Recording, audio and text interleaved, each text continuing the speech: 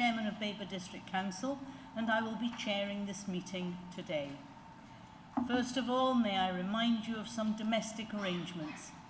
Toilets are situated outside the meeting room opposite the stairs. Cold water is available in the breakout area outside the meeting room.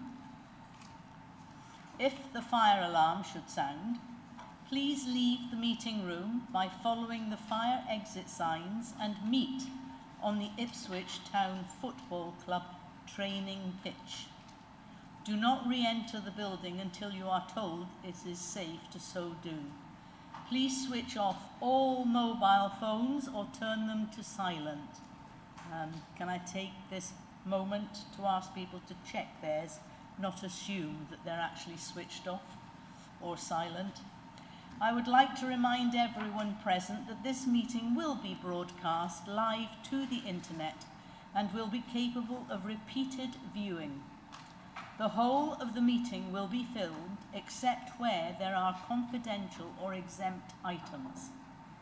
If you make a representation to the meeting, you will be deemed by the Council to have consented to being filmed. By entering this meeting, you are also consenting to being filmed by the Council and to the possible use of those images and sound recordings for webcasting and/or training purposes. The Council, members of the public and the press may record, film, photograph or broadcast this meeting when the public and the press are not lawfully excluded. Now I move to the agenda.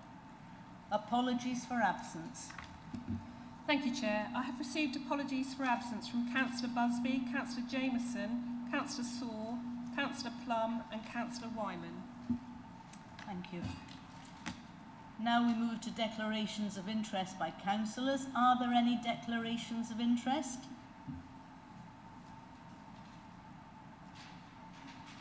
There are none.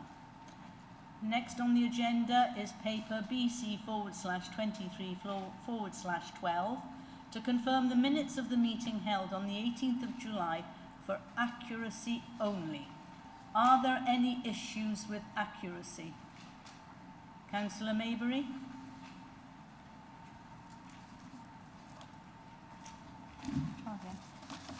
Yes, thank you. Thank you, Chairman. It's all gone to pot, this. I have two comments. Page 12, 27.8. I did actually ask if the officer would lobby, I think that's the best word, Suffolk County Council to encourage a heat exchange and better use of the building through greenhouse gases. That's not recorded. That's the first. It's not recorded in the minutes? No. We'll need to check the actual recording of the session. That's absolutely fine. I can't remember the exact wording. And the second is page 14, 31.3. I don't think actually that's entirely what I spoke about, because I actually stated that the party were inclined to endorse the main body of the motion, but not the second part, which was the UK 100 part. So that is in error. Thank you. We'll amend it to that. Thank you.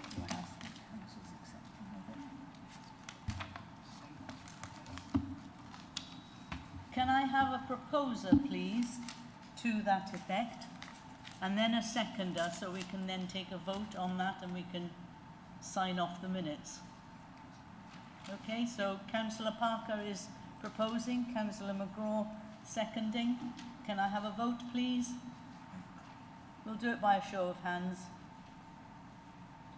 That's carried. Yeah. I've been advised that it's carried. And now we move to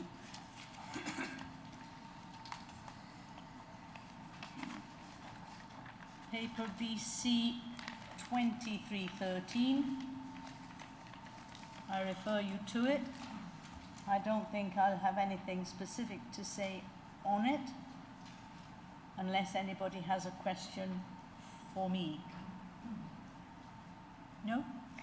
Okay, and before I move on to the rest of the agenda, and I know that Councillor McLaren has very gently and very delicately touched upon our fellow councillor, but I'm sure that you'd like me to have it minuted that councillors, I hope you will join me in sending our very, very best wishes to Councillor Busby. Thank you.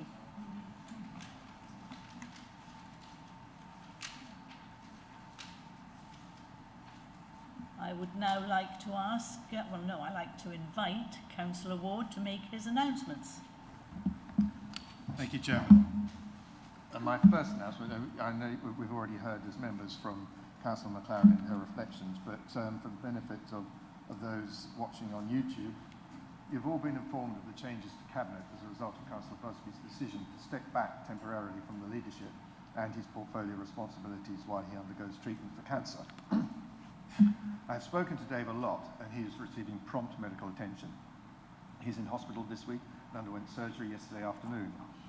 He sent a message afterwards to say all went well. I intend to visit him there in the next few days, and I know others do too. I hope that we will see him back here soon and benefit from his unique insights and style of leadership. Moving on, the Police and Crime Panel met on the 14th of July 2023 when it elected a new chair, Councillor Mansell from Mid Suffolk, and a vice chair, Councillor Ellesmere from Ipswich Borough Council. Following the May 2023 elections, there has been some turnover on the panel, with 7 new members joining. I'm pleased to report work to modernise the ageing public toilets at Jail Lane in Sudbury is now underway.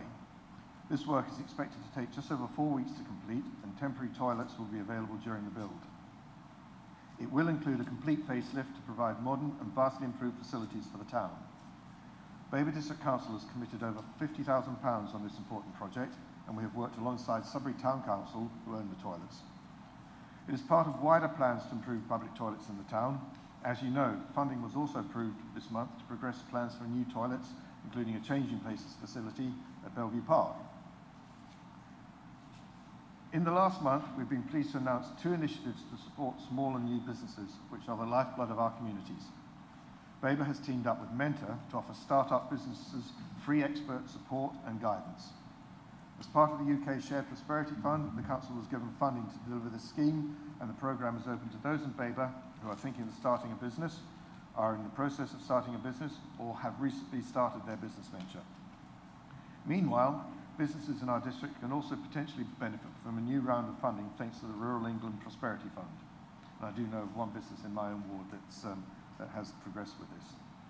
Small businesses and community organisations across the district will have access to 3 grants under the fund: the Rural Business Growth Fund, the Rural Culture and Creativity Fund, and the Rural Communities Fund. Eligible projects include net zero developments, agriculture and farm diversification, visitor economy business expansion, SME investment and diversification, and investment in community facilities in our rural areas.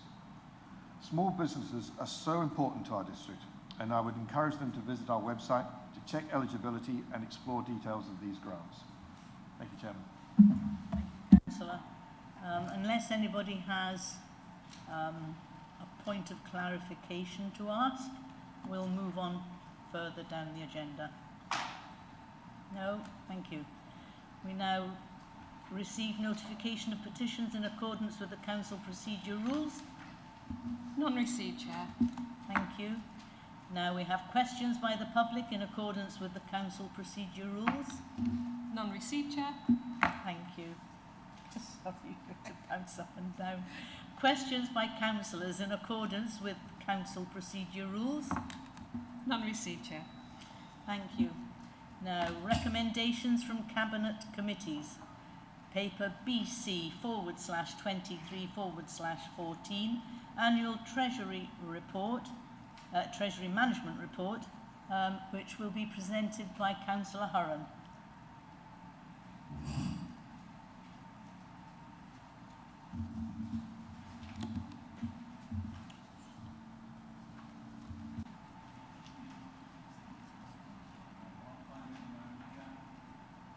Choice of three. Right.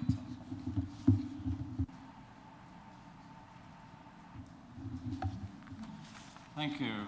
It's my pleasure to present the annual Treasury Report 22-23, which is the result of a year's hard work, good management, I hope, and careful scrutiny. This is the joint Treasury Manager Report covering the position for 22-23 financial year. It provides details of performance, effects of decisions taken during that period, and compliance with the Council's Treasury Management Policy. The report explains the factors affecting the strategy and activities, including the regulatory framework, economic conditions, interest rate, and liquidity risk. It was considered in detail at the Joint Audit and Standards Committee on the 31st of July, which was chaired by myself. The committee received a presentation at that time from David Green of Arling Close, which was followed by a lengthy debate with members asking many questions. Just for the record, Chair, David Green spent a full 30 minutes presenting the report and answering questions, and the committee itself spent over an hour and a half going through it, debating it, and asking him questions to make sure that all was correct and we got the report that we wanted. And it was also helpful going forward with many things that we think might be strategic in the future. The economic backdrop for the year that's mentioned here was characterised by high oil, gas and commodity prices, ongoing high inflation and its impact on consumers' cost of living, no imminent end to sight in the Russia-Ukraine hostilities and its associated impacts, and the highest level of strikes and industrial action that this country has seen for many years. Interest rates have climbed, with the bank rate increasing from 0.75% in March 22 to 4.25% by the end of March 23. Staggering times, I think you'll agree. We've since had a further rise, and it's now at 5.25%, and with further rises expected, which will make things difficult for councils and constituents alike. More specifically for our council, the banking activities undertaken were within the daily bank account limits. Babergh has increased its net borrowing by 9.5 million due to 4.5 million of additional borrowing and a reduction of 5 million in investments. All investment activities undertaken were in accordance with the approved counterparty list, and the Council's investment activities, including average returns, can be found at Appendix C of this report before us tonight. The Council's pooled funds, excluding 91 series, have experienced a drop in valuation, but an increase in the rate of return compared to 21-22, the year before. The investment activity undertaken for the year was done so in priority order of security and liquidity over yield, as prescribed in the Treasury Management Strategy. The Council did not comply in one case with the upper limit for interest rate exposure. This has been estimated at 15,000, but the actual figure was 32,000. As this is an indicator we set for ourselves, there are no penalties or further implications arising. As I mentioned at the start, Chairman, this report has already been considered by JASC, but I'm happy to take any additional questions there might be from members on this report. I will try and answer them my best myself, but Melissa Evans is here if I need to phone a friend for more details. I would just refer you to the papers, the recommendations on page 19, 3.1, 3.2 and The first 3.3 are for us for noting tonight. The one over the page applies to Mid-Suffolk, and they will deal with that in their own good time. Thank you, Chairman, Councillors. That's it. It's not as frightening as it sounds when you read it out, but I hope it's a job well done, and we will need really good audit responsibility in the years to come, because as you can see, things are not getting any easier. We tend to deal with the after effects of the budget, but it's important that it's kept on a good track and with a very watchful eye. Thank you. Thank you, Councillor Hurren. Could I have a seconder, please? Councillor McLaren. We'll now move to questions. Councillors may ask as many questions as they wish. However, they must be relevant to the subject under discussion and must be a question. Any questions? No? Councillor O'Reilly? Yeah. Madam Chairman, and thank you, Councillor Hurren. So let's go. One little queries that I don't quite understand, and I'd like some explanation. The most important thing is let's go to page 39, please. Table number 7.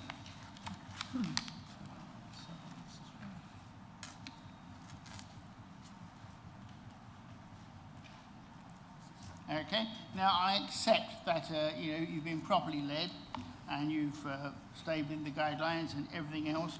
But I notice that total net interest for the year, we budgeted on receiving just over 800 million, and we received just under 500 million, 500,000. And so the question really is, why? Why are we down on the housing revenue account? Why are we down on the general fund? Why were we down on CIFCO? What, apart from the war in Ukraine and stuff like that, why do we have this situation where we are spending more money than we receive? I have other questions, Madam Chairman. Thank you. Councillor Hurren, do you wish to answer? Pass it over to Melissa, please, because there's probably a bit more detail than I would actually know off the cuff in there. Okay. Thank you, Melissa. Councillor Riley, for the question. Obviously, when we set the budget, they were made under certain assumptions and interest rates regarding interest receivable. Obviously, as we go throughout the year, we've got less cash to invest in money market funds. Obviously, the rates fluctuate as well, so we'll see variations in that interest rate for the interest receivable we receive. So what you see in front of you is not unexpected in a year where we set a budget and the rates have gone up and up, down in terms of what we've been getting back. So I think that's quite normal to see that.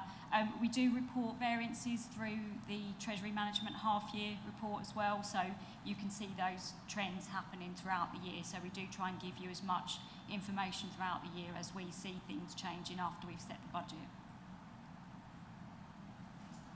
Thank you, Melissa. So Councillor Hurren, are you saying then that we're on the wrong side of a mismatch on the interest rates?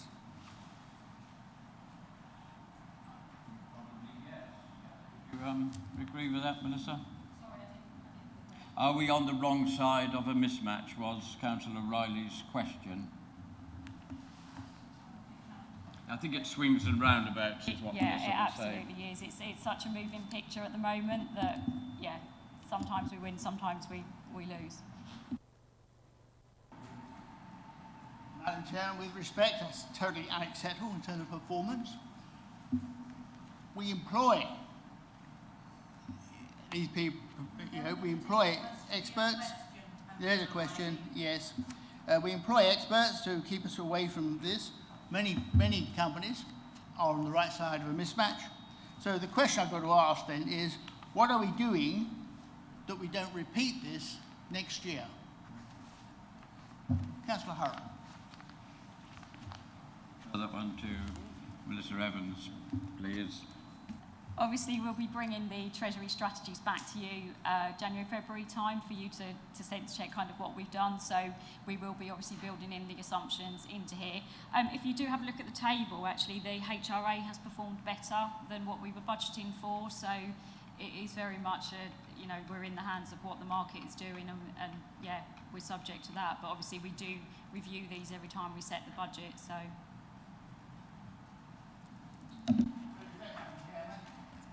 The HRA was budgeted for at 3.1 million and brought us 2.8. Your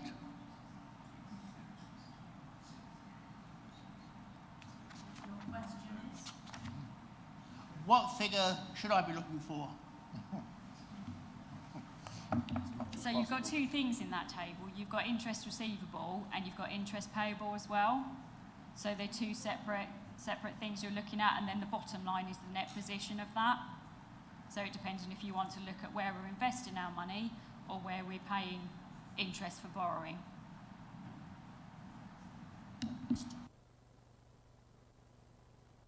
I don't accept your answer, but let's move on, okay?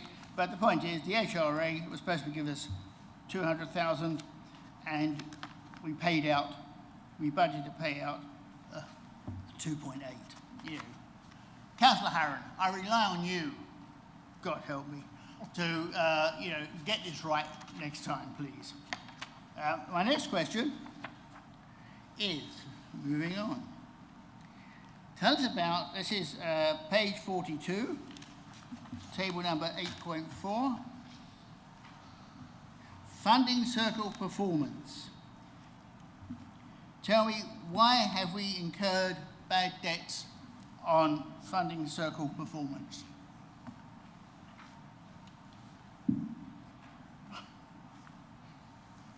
That to you, please, Melissa. Thank you, yeah.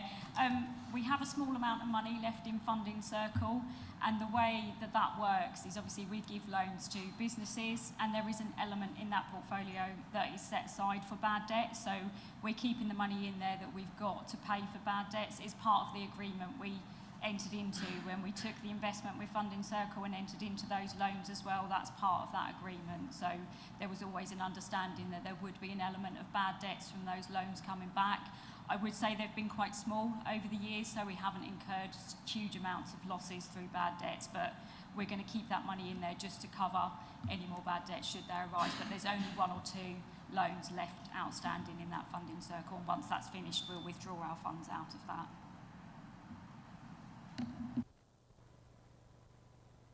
I can ask as many as I like, and I have a follow-up question for this one, please. Okay.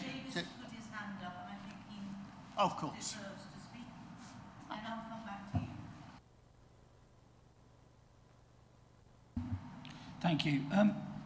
Could Councillor Hurren and his team reassure the residents and all councillors that Babergh, due to its very good Treasury management, its diligence, and all its hard work from the officers, is not in a similar position as other councils around the country? I think Councillor Davis. I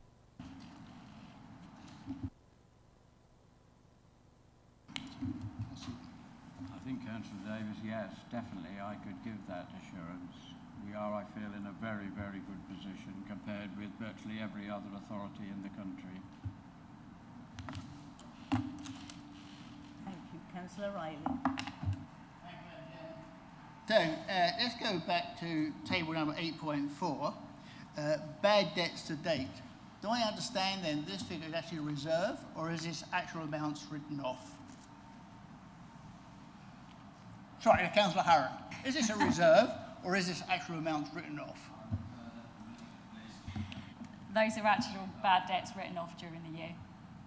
Right.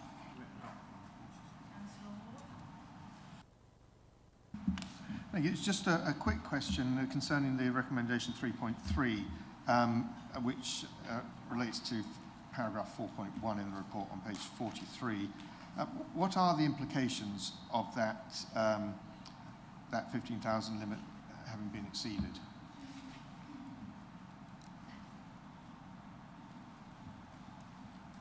I think we need you, Melissa. Yeah, so there aren't any penalties, so it's an indicator that we set ourselves, and obviously we set it at the time when interest rates were very low. Whilst it's 16,000 variance, 10,000 of that is a reduction in our investment income, so we have got a lower exposure to interest payable, because only £5,000 or £6,000 of that was relatable to interest payable. So as I say, it was at the time when interest rates were a lot lower, so we set that benchmark on the information that we knew, and then obviously the world changed and interest rates rose, so we will be reviewing that as part of our Treasury strategy. And I think just to give councillors assurance as well, one of the prudential indicators we do monitor and we do report regularly is our interest costs as a ratio to our net expenditure. So that's one that I do keep a close eye on, because that tells us how affordable our borrowing is in terms of what budget we've got to use. So that is one that I do pay very close attention to, and I do report that through. It comes through on the quarterly monitoring and also the half yearly as well, so just to give some assurance. Thank you. Councillor Riley. Chairman, Councillor Harron, can you tell us, please, with these bad debts to date, we have any intention of improving our lending standards, or do we think this level of write-off is acceptable? Make every effort to control that and keep that under control and get the money back. Can you stand up? Sorry, please. Did you not hear me? I can, but I prefer you to stand up so I can hear Sorry. what you project. I think every effort will be made to see that it's managed and bad debts are recovered where possible. Thank you. Councillor Riley. Thank you, Madam Chairman. Councillor Harron, bless you. Can you tell us, please, about the 91 series performance? Again, where the valuations have gone down, and tell us what exactly is the 91 series, and why are we downgrading the valuation? Melissa, can I refer that to you, please? So yeah, the valuation is as the markets value it. So obviously we took out the investment at a certain time. Every year that changes when we review it. So that's how the market is valuing our investment at the moment. If you'd like more details on that fund, I can give you some more details behind that around the actual fund itself and what it's invested in, if that would be helpful.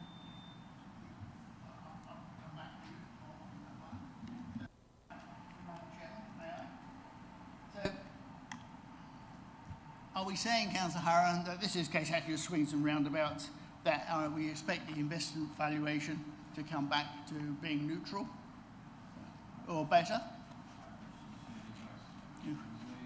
So can you stand up, please?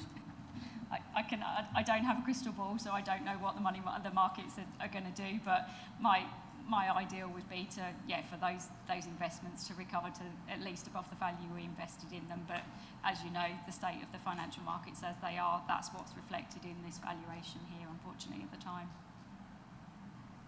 Thank you, Melissa. Have you now completed your questions on this item? Thank you, Madam Chairman, actually, Okay. And thank you, Councillor Harron, as well, and I hope the next Questions time... are now finished, so we'll now move to debate. Oh, sorry. Councillor McCraw. Mr. Riley. Thank you, Chair. This is really more or less for Bryn and Melissa. I'd just like to ask, I'm looking at these figures, and this obviously isn't the first of these Treasury management reports that I've seen. I've served on audit and standards, and it's a long report, and you can get mixed up in the detail. Can I ask if the amounts we are talking about in this series of interminable questions could be described as significant figures? Because they don't seem to me to be... The question is, would these be considered significant figures? And that was the question. So, Melissa, are these significant in terms of the overall budget? Thank you. Well, Mr. Chairman, Madam Chairman, in answer to that question, they are significant to the council taxpayer of Babergh District Council. Thank you. I was asking Melissa for significance because she's actually the one who can tell us whether they are significant. I wasn't actually asking for comment elsewhere.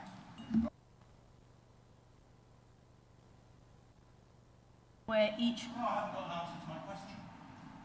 My question is, are these significant amounts in the context of the budget? And I think it's a reasonable question. Yes, it is a And reasonable I question. wasn't talking about the significance in individual terms that Councillor Beer was referring to, just the significance in terms of our overall budget, which is what is of significance to our residents.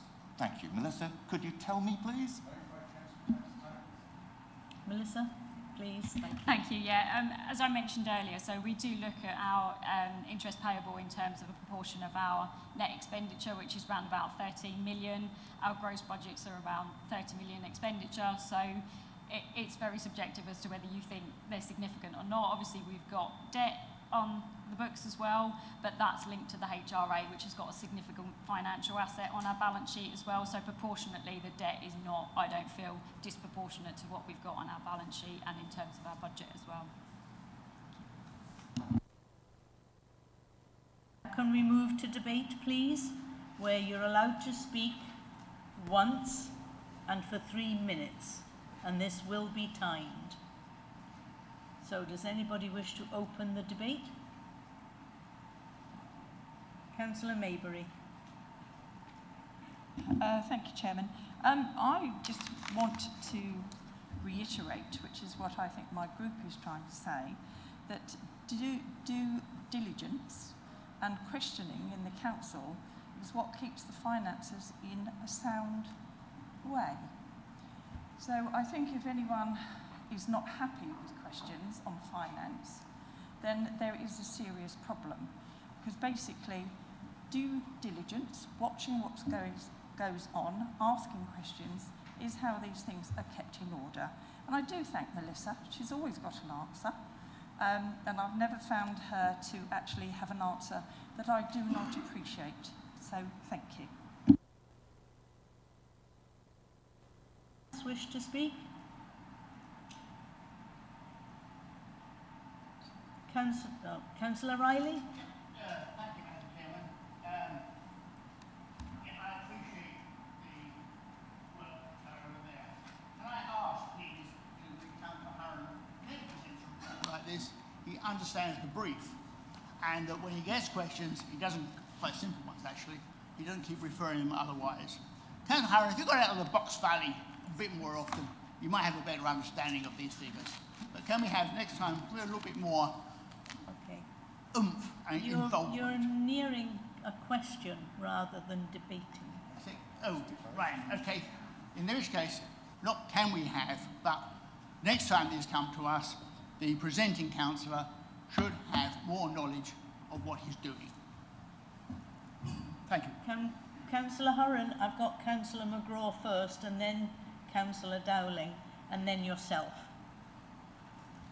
Thank you. I hope you don't mind, Bryn, but I'm going to speak in your defence, as having been a member of Joint Audit for some time, been through these reports before.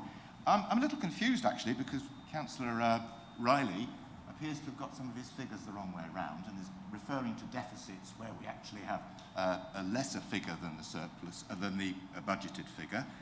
For example, he's confused interest receivable with interest payable, which is a point I picked up during his questions. It seemed to me that he was operating on a false premise, and to claim that Councillor Hurren has a lack of understanding seems to me to be, well, actually, I think the opposite is true, Councillor Riley. I think it's your own understanding that may be at fault here. Councillor Hurren, on the other hand, has chaired this committee for some time and actually seems to understand the figures. Thank you, Chair. Speaking as Vice Chair, I'd just like to offer the observation that personal insult is not constructive, and therefore I don't think that we should go down that road. I also sat on the committee that Councillor Hurren chaired, and I have full confidence in his understanding of the issues. What none of us is a qualified professional expert. That's why our officers are here. Thank you, Chair.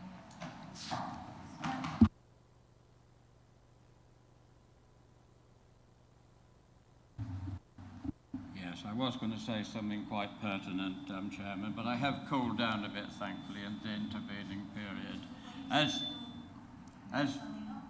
As Chairman, it's impossible to know every single thing, but it's the first meeting this year that I chaired. But I do have with the officers who help, I do have a very good understanding. sometimes the actual extreme nitty-gritty is hard to carry around all the time, but no, I quite resent Councillor Riley's comments. They were totally uncalled for, and thank you, Melissa, for coming up with the detail.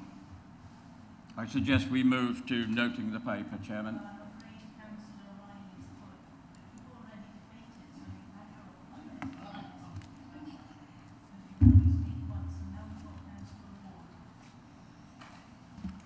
Thank you, Chairman. I don't want to say too much, but I've seen a number of these reports over the years, and quite honestly, there's not a lot of variation year on year. Yes, we're experiencing some turbulence due to interest rates, but nonetheless, this report is a good one.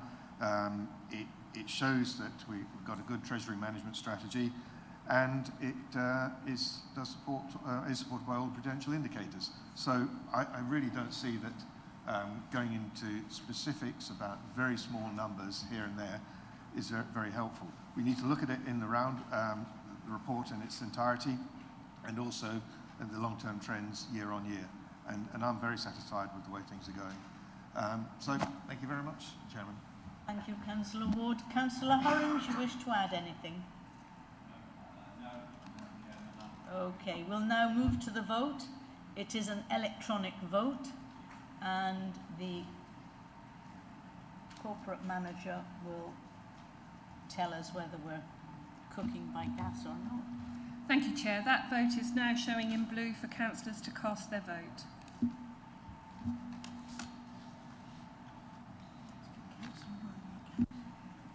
Councillor Riley, can I take your vote, please? Sorry? You note. Thank you. And Councillor Beer. Thank you.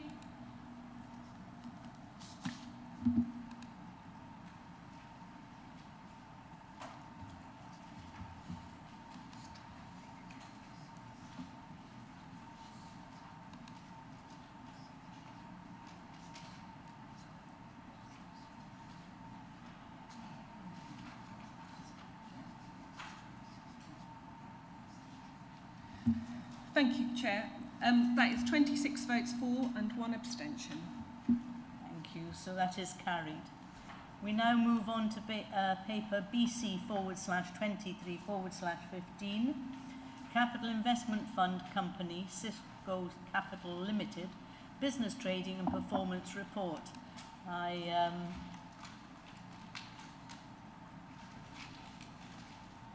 Now, I would like to, I don't know who's here. They're all here. Thank you. I should know you all, but you're all far away and I can't see. I've got the wrong glasses on, I'm reading.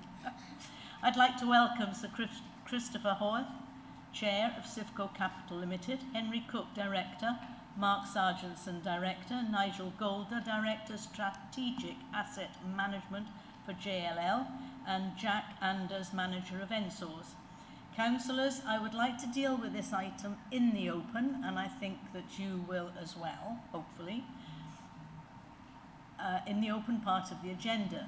So please, can you refrain from making or asking questions that relate to individual tenants or properties and the associated risks?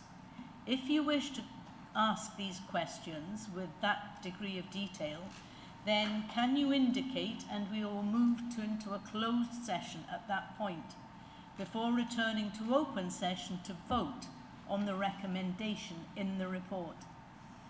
Now, I'd like to invite Councillor Ward to introduce the paper and to move the recommendation in the report. Thank you, Chairman.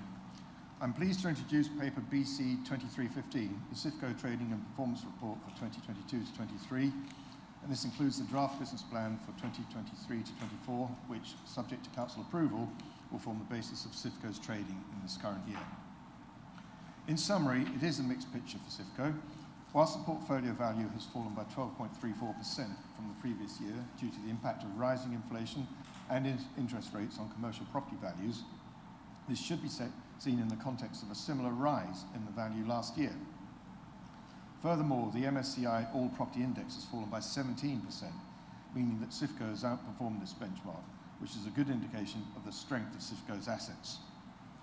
The good news, however, is that income, which is the prime reason for having the portfolio, has continued to increase, and the contracted rent of £5.53 million is 3.2% up on the previous year. Section 4.2 of the report provides a summary of the portfolio's performance for the year just ended and the previous 3 years. In addition to this increased income, performance against the KPIs set last year are provided in Section 5 of the report, and you will see that all have been exceeded. The key focus at the moment is the quality of the assets and the need to make improvements to create rental income growth and improve the energy efficiency of the portfolio. The relevant KPI is that all properties should meet EPC-C by 2027. We do need to invest to do this, but there aren't sufficient funds for this, and so CIFCO is currently reducing its debt repayments to its shareholders, which are the two holding companies. For the benefit of new members, this agreement in 2021 was for a deferral of about 10% per annum for 3 years, at which point CIFCO will look to make a full repayment of the deferred interest or have added on to the debt amount to be repaid over the term of the loan. Section 9.1 of the report provides more information. The table in Section 9.1 shows the total income received by the Council since CIFCO started trading, and also shows the current borrowing and loan position. The two councils have received a total of £11.511 million net income, slightly over half at £6.334 million for Babergh. To give you an indication of the value of this income to us, the chart in Section 9.11 shows all our funding and income sources for 2022 to 23. CIFCO provided 11% of that total. The business plan provides detailed information about a number of things: the economic outlook, CIFCO's portfolio, its value, performance, and including the KPIs and objectives for the forthcoming year, void management, ESG improvements, risk management and portfolio balance, capital expenditure, and the financial strategy, which includes the deferred debt repayment schedule, council income, and the CIFCO account summary. As you've heard from the Chairman, some of the detail in the confidential version of the business plan is in the confidential version of the business plan, and we will have to go into confidential session if there are questions and discussions on the redacted material. You also have the minutes of last month's joint ONS committee meeting, at which the draft report was debated and approved. I would like to propose the recommendations at Section 3, that Council notes CIFCO Capital Limited's trading activity and performance for the year to 31st of March 2023, and that Council approves the 2023 to 24 business plan for adoption by CIFCO Capital Limited. And finally, to reiterate the Chairman, I'd like to welcome Chris Haworth, Henry Cook and Mark Sargentson from the CIFCO board, and Nigel Golder from our advisors JLL, who, along with Emily, are here with us this evening to answer all of your questions. Thank you, Chairman.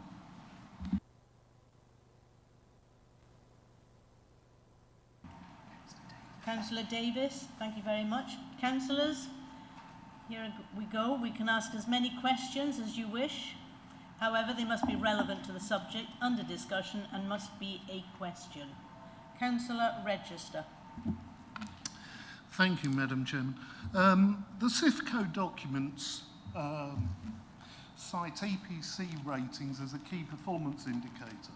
As well as EPC ratings, will CIFCO consider using BREEAM, the Building Research Establishment's environmental assessment method, to better assess environmental and energy standards and potential for carbon reduction in its portfolio of assets? Thank you. Sorry? Emily? Well, first, I see no reason why not, but obviously I'll pass over to Emily for further detail about that. Thank you for the question, Councillor. When we were looking at setting a KPI around sustainability for the CIFCO portfolio, we had to look quite carefully at what options were available to us. And with EPC certificates, they're something that we need for all of our properties. They're required for letting and sales purposes, and they are the most probably robust method of recording what improvements we are making across the fund. I think BREEAM is probably a bit more challenging in terms of our existing portfolio, because we don't have existing BREEAM ratings for all of our buildings, whereas we do have the EPC documentation. All lettable buildings have EPC certificates as well, so it's a much better benchmark. So whilst we remain open to looking at how we can best measure the work that we're doing from a sustainability perspective at CIFCO, I think currently EPC certificates are probably the most robust way of us monitoring that. Happy to take it away to look at whether we could investigate BREEAM further, but my instinct says that actually using the EPC certificates that we've got and the recommendations report that comes with those EPC certificates is probably the best way forward currently. That might not be the case as we move forward.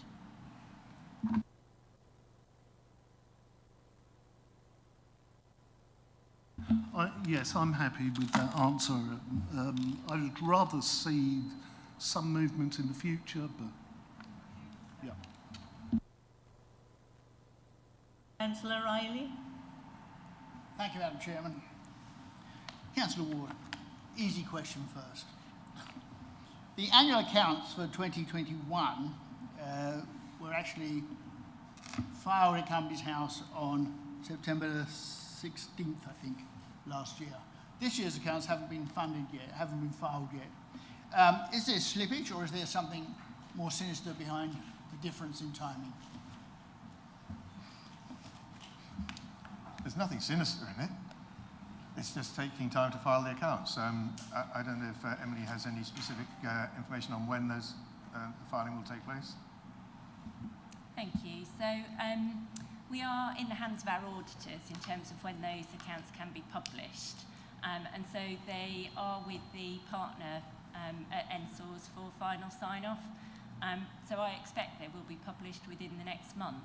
There's nothing sinister. We've shared the details within the business plan in terms of the headlines of those figures. It is merely a resource issue with our auditors.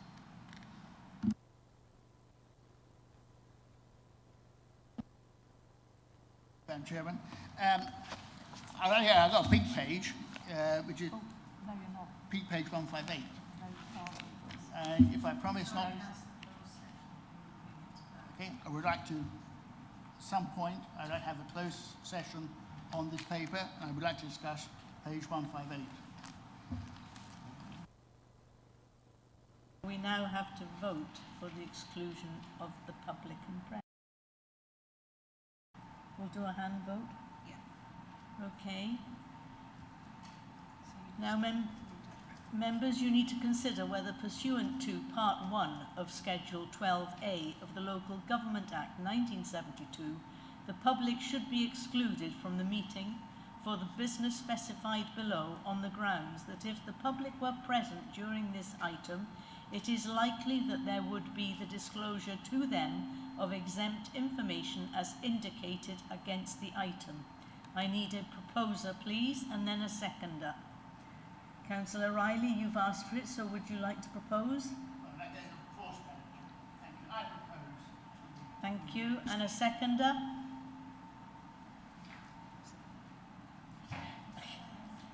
Okay, Isabella, Isabel Sylvain, right, okay. Now, we'll do it by Councillor Holt. Yeah, could I just say, could we wait until could we defer this and see if there are other questions that may be in the redacted papers, or so we can have an open debate now? Because otherwise we'll be dipping in, dipping out, dipping in, dipping out. So surely if other members have got questions on the white papers and not the pink papers, it would be better to get that all out of the way in one hit. I hear what you're saying, but I think you run a very high risk of touching, by skirting, sensitive data and information. So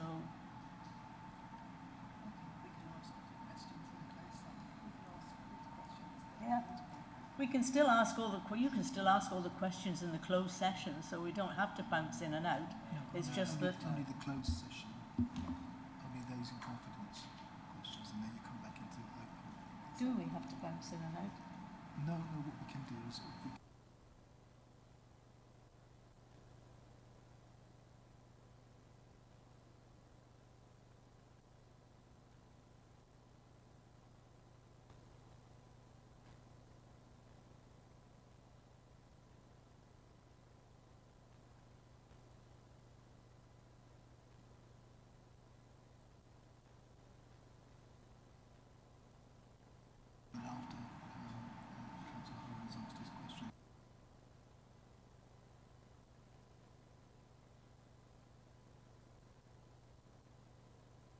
Take a vote on going into closed session.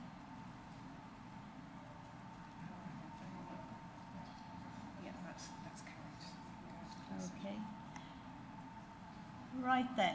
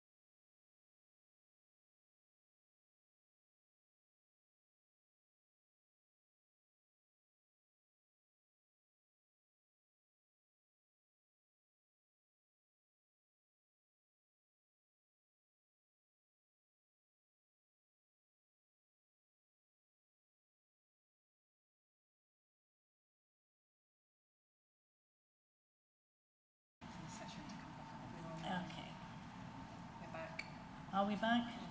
We're live streaming. Councillor Holt? I have a question. Yes? Mayor? Yes? Yes, because we're in open session. Okay. Question is really to the board. Is the board comfortable with the current valuation showing just under an 18 million loss since its inception 6 years ago? Because I think our residents are somewhat concerned. Though members may well be briefed and understand how the portfolio is working in the long term, but that headline figure still looms quite high for our residents. Are the board comfortable with that figure? And long term, are they still also comfortable that the portfolio is certainly heading in the right direction?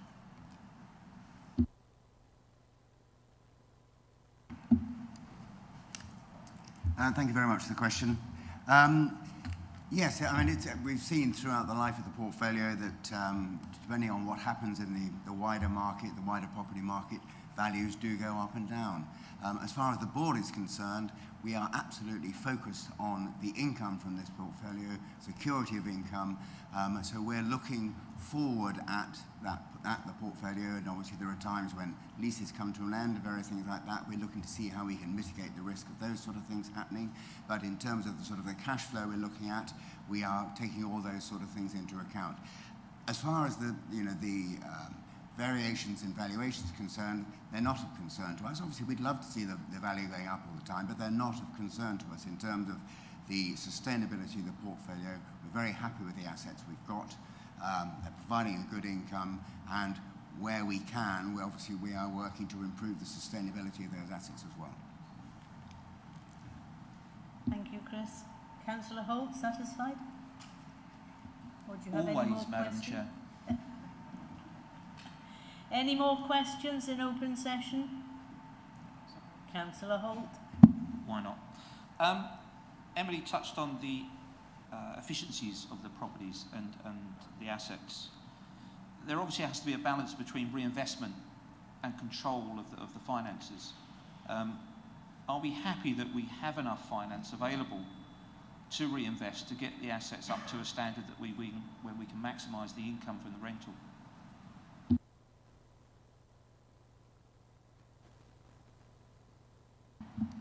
Thank you, Councillor. I think within the business plan, we do set out our short, medium and long-term approach towards capital for reinvestment in the fund. And it's certainly something that over the course of this year we will be looking at in more detail.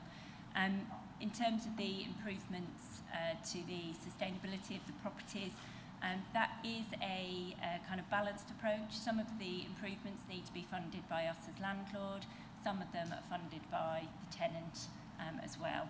We're working through our property portfolio to determine the potential cost of that, and doing that on an incremental basis as EPC certificates need to be renewed, or where there's a refurbishment or opportunity for us to improve the EPCs. So I think Councillor Holt is absolutely right to identify this as something that the board needs to continue to give their ongoing attention to. Any more questions, or can we move on to debate? Councillor Holt. Be the last one. I noticed on page 100, Basingstoke has a lot of empty voids at the moment. Is there any particular reason for that you can bring to the members, or is it just a bit of bad luck on that one? Just some reasoning really as to why it's suffering so badly at the moment.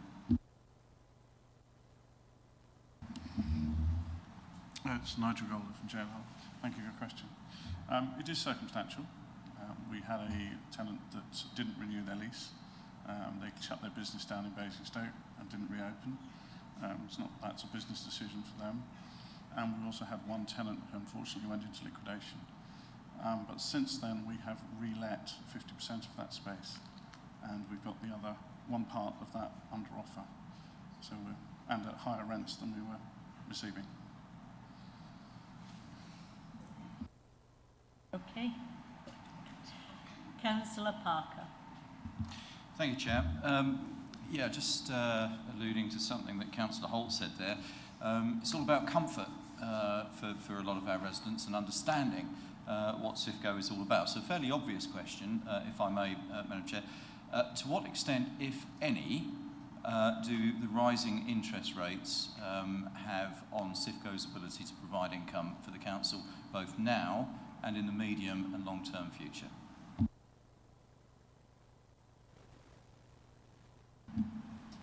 Thank you. So CIFCO pays debt back, makes debt repayments back to the council. There is a fixed loan in place between CIFCO and the council in terms of the interest rate that's payable.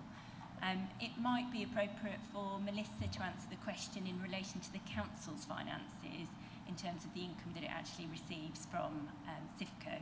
There is a section within the report where we have looked at some of the sensitivity analysis around interest rates rising further and looked at Arlene Close's forecasts in terms of where interest rates are going to go to. It will impact the net income to the council if the council's cost of borrowing increases, but there is still a sort of cushion in terms of the cost of the debt versus the income that's received. But Melissa, you might be better at explaining that. Yeah, just to add a little bit more to that, some of the debt that we have got that's financing the CIFCO investment is actually PWLB debt, so that's at a fixed rate, so that's not subject to any interest rate rises, and the remainder of the debt is kind of washed in with our daily cash flow, so obviously that is subject to interest rate rises, which is what you've seen in the previous report you've had in front of you tonight on the Treasury strategy. So yeah, more context. Thank you. Can we move to debate now? And can somebody please open the debate?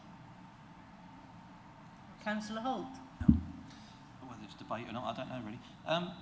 The refurbishments that we do on our properties, I think it's certainly key that we look at solar panels. We are having an influx of solar farms within our region, and I think we have to be mindful that the portfolio that we manage, we try and do what we consider right. Touching on Mr. Register's, Councillor Register's ideas earlier. But I think solar panels on top of our own properties is something we should strive to achieve. I appreciate funding costs are key and we have to make sure it balances out. But I think from a district council point of view, it would be hugely beneficial to us to have them on our properties, and it would also show that to our residents that we are doing what we can, albeit it might not all be with our district, but certainly what we can do with our properties. And it sort of leads the way for other companies perhaps to follow. We can't speak about one thing, we want this, if we don't do it ourselves. I think it's quite key going ahead that we should look at that really closely. Councillor McCraw. Thank you. Madam Chair, thank you very much. We'll get that right one of these days, I'm certain. Oh, you got me going there. I've been involved in looking at CIFCO since its very inception, when the council first proposed it. I've heard all the arguments pro and against, and the concerns over valuations as opposed to income. I'm just going to draw members' attention to the CIFCO summary update on page 82 of the Open report, which goes into the summary update. We've completed our investment. These properties we have, whatever number they are, I think 19 or so. That's it for the moment, and we're not proposing to increase our investment anymore. We knew going in that there would be an initial loss of value in the portfolio simply because of the operating costs of making those purchases.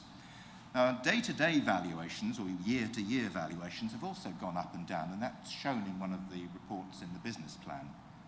The important point, as Councillor Ward has referred to, is that we've got a total net income, and it's several million a year, 11% of our income. I mean, if you look at our income streams as a council, everybody concerned about it, council tax, business rates, then CIFCO.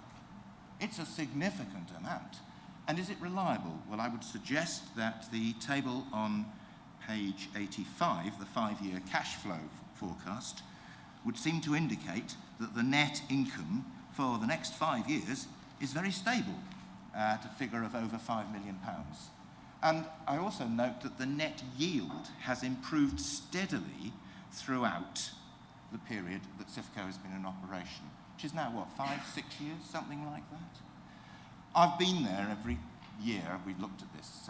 Scrutiny committee go through this with a fine-tooth comb. I think 3 hours is the norm, isn't it? We've generally, and I've been chair of scrutiny, so I know we go into this in some detail. And Christopher Howarth and the rest of the directors have been scrutinised to their eye teeth. It's diverse, it's risk-averse. The portfolio is not one that's in a danger area in the property market. It spreads itself widely. We are not making the mistakes that some other councils have made. This is a model of how a council can invest in a property market and make it as safe as it is possible to do, with proper oversight and with proper governance procedures. And we're also looking to improve its ESG rating, and we keep our voids really low. The example used of Basingstoke is one of those instances where a new tenant can affect the portfolio as a whole. However, it's still less than our benchmark. Much, much less. We've never even come close. And I am nearly complete. So I'm going to vote for this very happily.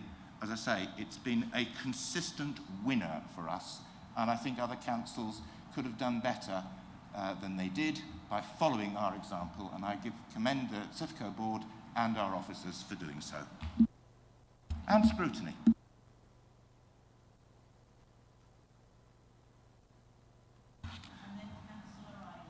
Thank you. Following from Councillor Holt's notion of putting solar on the properties, for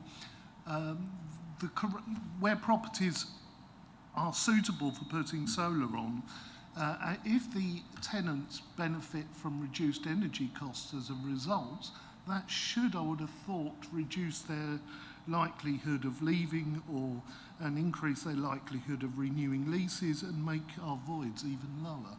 So I can only think that such an investment could end up as quite a good win for us, for CIFCO.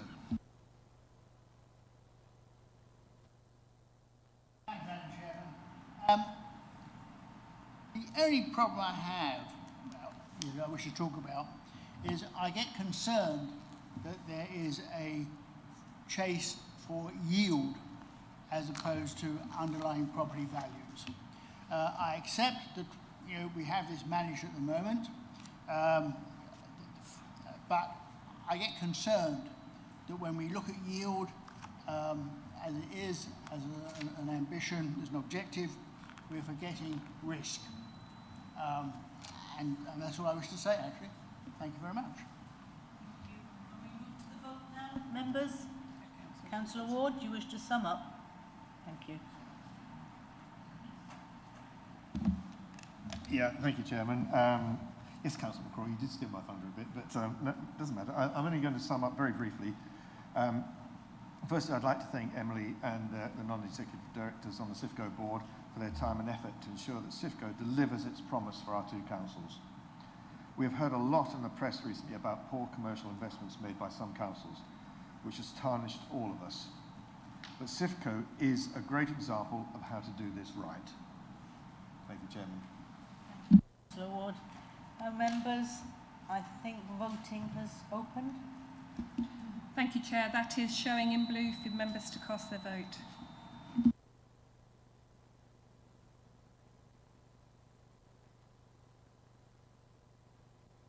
I vote for note. Thank you. Councillor Beer? Thank you. And then do we move to the restricted one? No, that's it. That's it. Okay.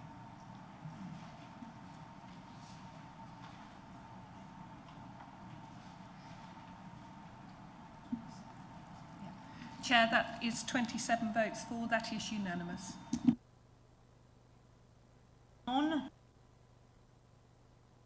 We're addressing paper BC/23/16, Babergh State of the District Report 2023. I now invite Councillor McCraw to introduce the paper and to move the recommendations in the report. Thank you, Madam Chair, and good evening, members. I'm very pleased to introduce Report BC 2316. The purpose of this is to provide members with information on the district, and obviously we want to pass that on to our residents as a whole. The report speaks for itself and will be updated annually. An important point, and I'll come to that later, because it puts together data from a variety of sources as described in paragraph 4.2.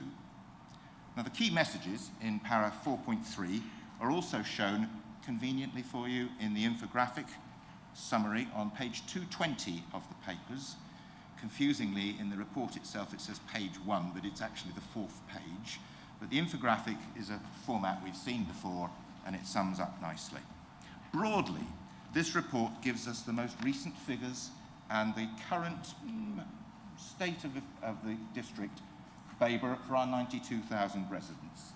It covers our people, our environment, our economy and health, our communities, and our housing. Often comparisons are made to regional and national averages, so we can see where we stand in relation to our peers. Now, some of this was known broadly, but this is the best data we have to give us a better basis for decisions, for policy, and evidence for any funding requests we may make of central government or other sources. As the years go by, we'll be able to see changes and patterns and plan accordingly. And this baseline will also feed into the corporate plan refresh. Members are asked to note the content and endorse its publication on the website. My hope is that members will also find it useful alongside data from their own wards, which are already being distributed. My thanks go to Jo Hobbs, Corporate Manager for Strategic Policy, and her team, and I'd therefore like to propose recommendation 3.1. We're happy to take any questions, and I ask for a seconder. Thank you, Councillor McCraw. Now move to questions. Seconder. Oh, sorry, a seconder. I've got Councillor Ward. Now questions. Councillor Riley.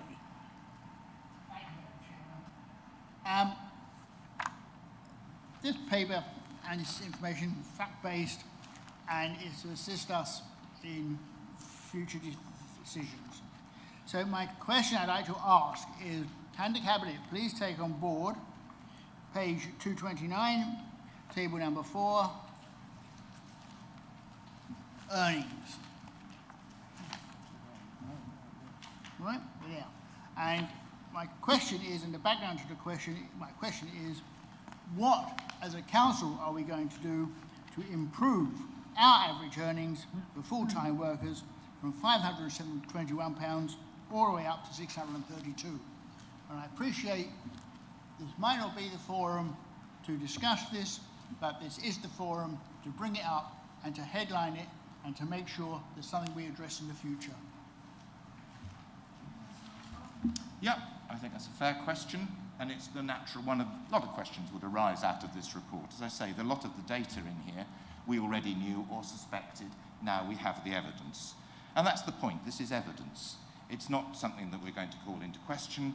What we do with it, well, I've already referred to what we do with it. We're going to use it for our future plans, our future policies, and most particularly, the refresh of our corporate plan, so that we can decide on our priorities, what we wish to do.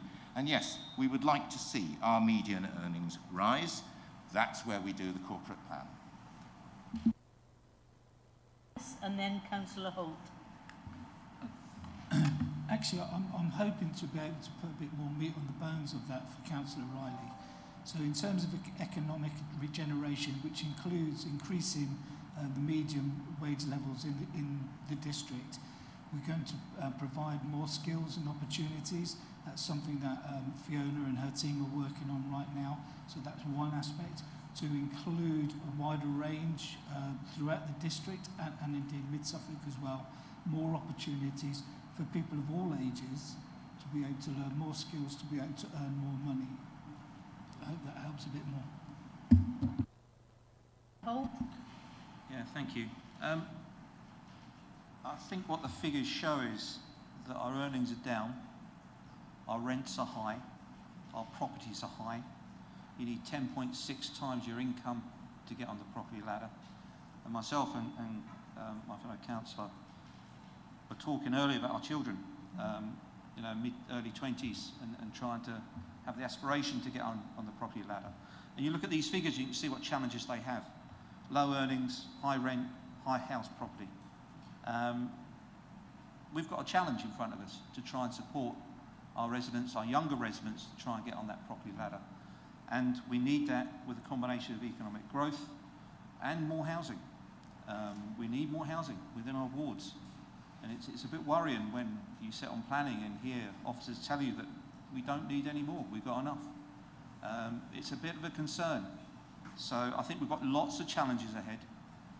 But these figures do show a stark contrast to property value, rent, low income. They don't go together. And we've got to try and shorten and narrow that gap. So it's a good report. I think it highlights things that we probably were all aware of, but it's up to us to try and do something about it. And I look forward to the challenge. Thank you. Councillor McLaren. Thank you, Madam Chairman. I've got to say I just love this report.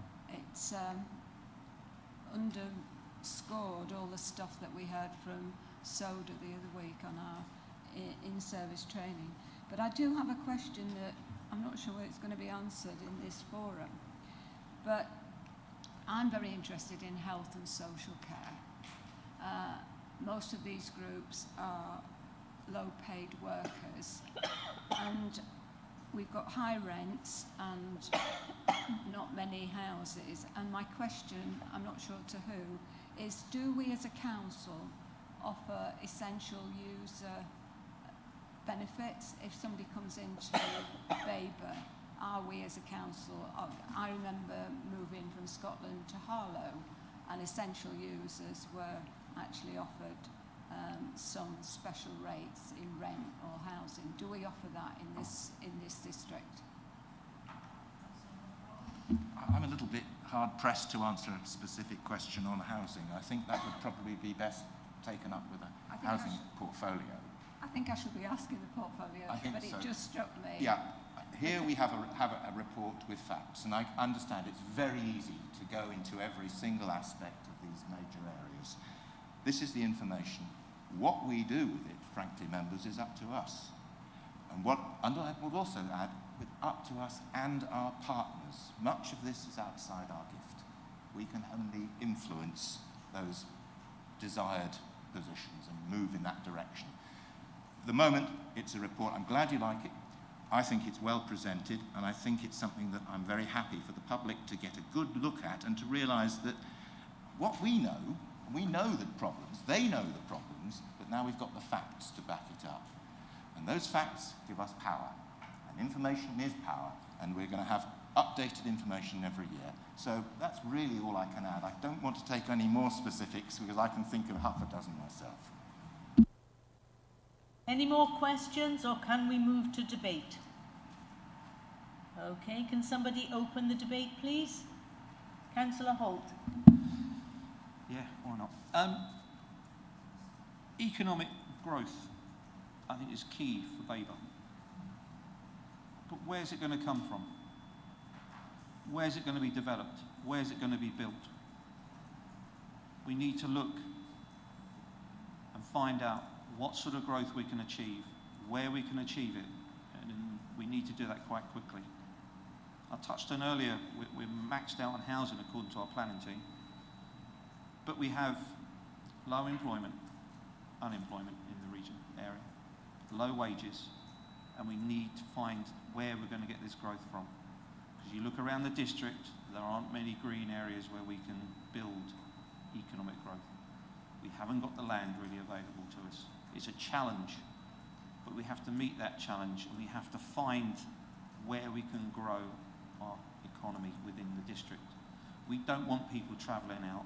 It doesn't help with our biodiversity of greenhouse gases. You can see our transport emissions are higher in Babergh, probably because we're travelling out of the district to work. We need, again, it's a challenge, but we need to get our heads together. We need to get a policy which is going to deliver this growth for our residents, for the better, certainly for our youngsters as well. You can skill them, as Councillor Davis has alluded to, but they still need a job to go to. And you can train people all day long, but unless we've got the work at the end of it, unfortunately it's not going to turn to jobs. So we need to really concentrate on this. Councillor McCraw? I just want to leaven the concerns. They're very valid. We can all see where the areas, where the problems, the challenges lie. But I would like to point out that in the area of our local area and community, our satisfaction levels, our residents tell us they like living here. And when national surveys are done by building societies and a variety of other people, they say Babergh is a good place to live. A very good place to live. Yeah, housing's expensive. So there are positives in this report. Thank you very much, Chairman. I appreciate everything that's been said about this paper. My two comments, though, are if we don't have the housing and the opportunities, we're not going to keep our young people in our area. I have 4 children. Not one of them works here. What does that tell you? That we don't give them the proper opportunities. And that really worries me that we're going to end up with the older society living here. I'm not against the older society. I might be one of those. You never know. My neighbour might be one of those. But if we end up with a majority of retired or the older generations, we're going to have this big imbalance. And I remember mentioning this many, many years ago when I was on the Cabinet and being shouted down about it, because the comment was, we need to attract the older people. I said, oh, really? Why is that? And they said they spend money. And I said, well, most older people that I know go for a cup of tea and a cake. What's that going to pay for? And later on, sadly, many need care. My own husband was one. And that is a big cost to our district. So I think we really need to be pushing to try and keep our younger people here, give them the opportunities. We've got a new school that's due to be built in Sudbury. We need to give them the opportunities that they have to be well educated here, to have the jobs, to attract the employers here, to make sure that they have the housing and the health care, because everybody needs some. Young people, well, we're hoping that it's for maternity services. We're going to increase our population that way with young people. But we just need to really attract those that will be our leaders and will be the forward-thinking, the future for us all. Thank you. Councillor McLaren. Thank you, Madam Chairman. I would like this administration to be more ambitious about transportation and storage. I would like us to take the opportunities. We've got 2 major roads that run through our district, and I would like us to be very ambitious in creating storage and attracting business into our area. Thank you. I've got Councillor Hurren, then Councillor Ward.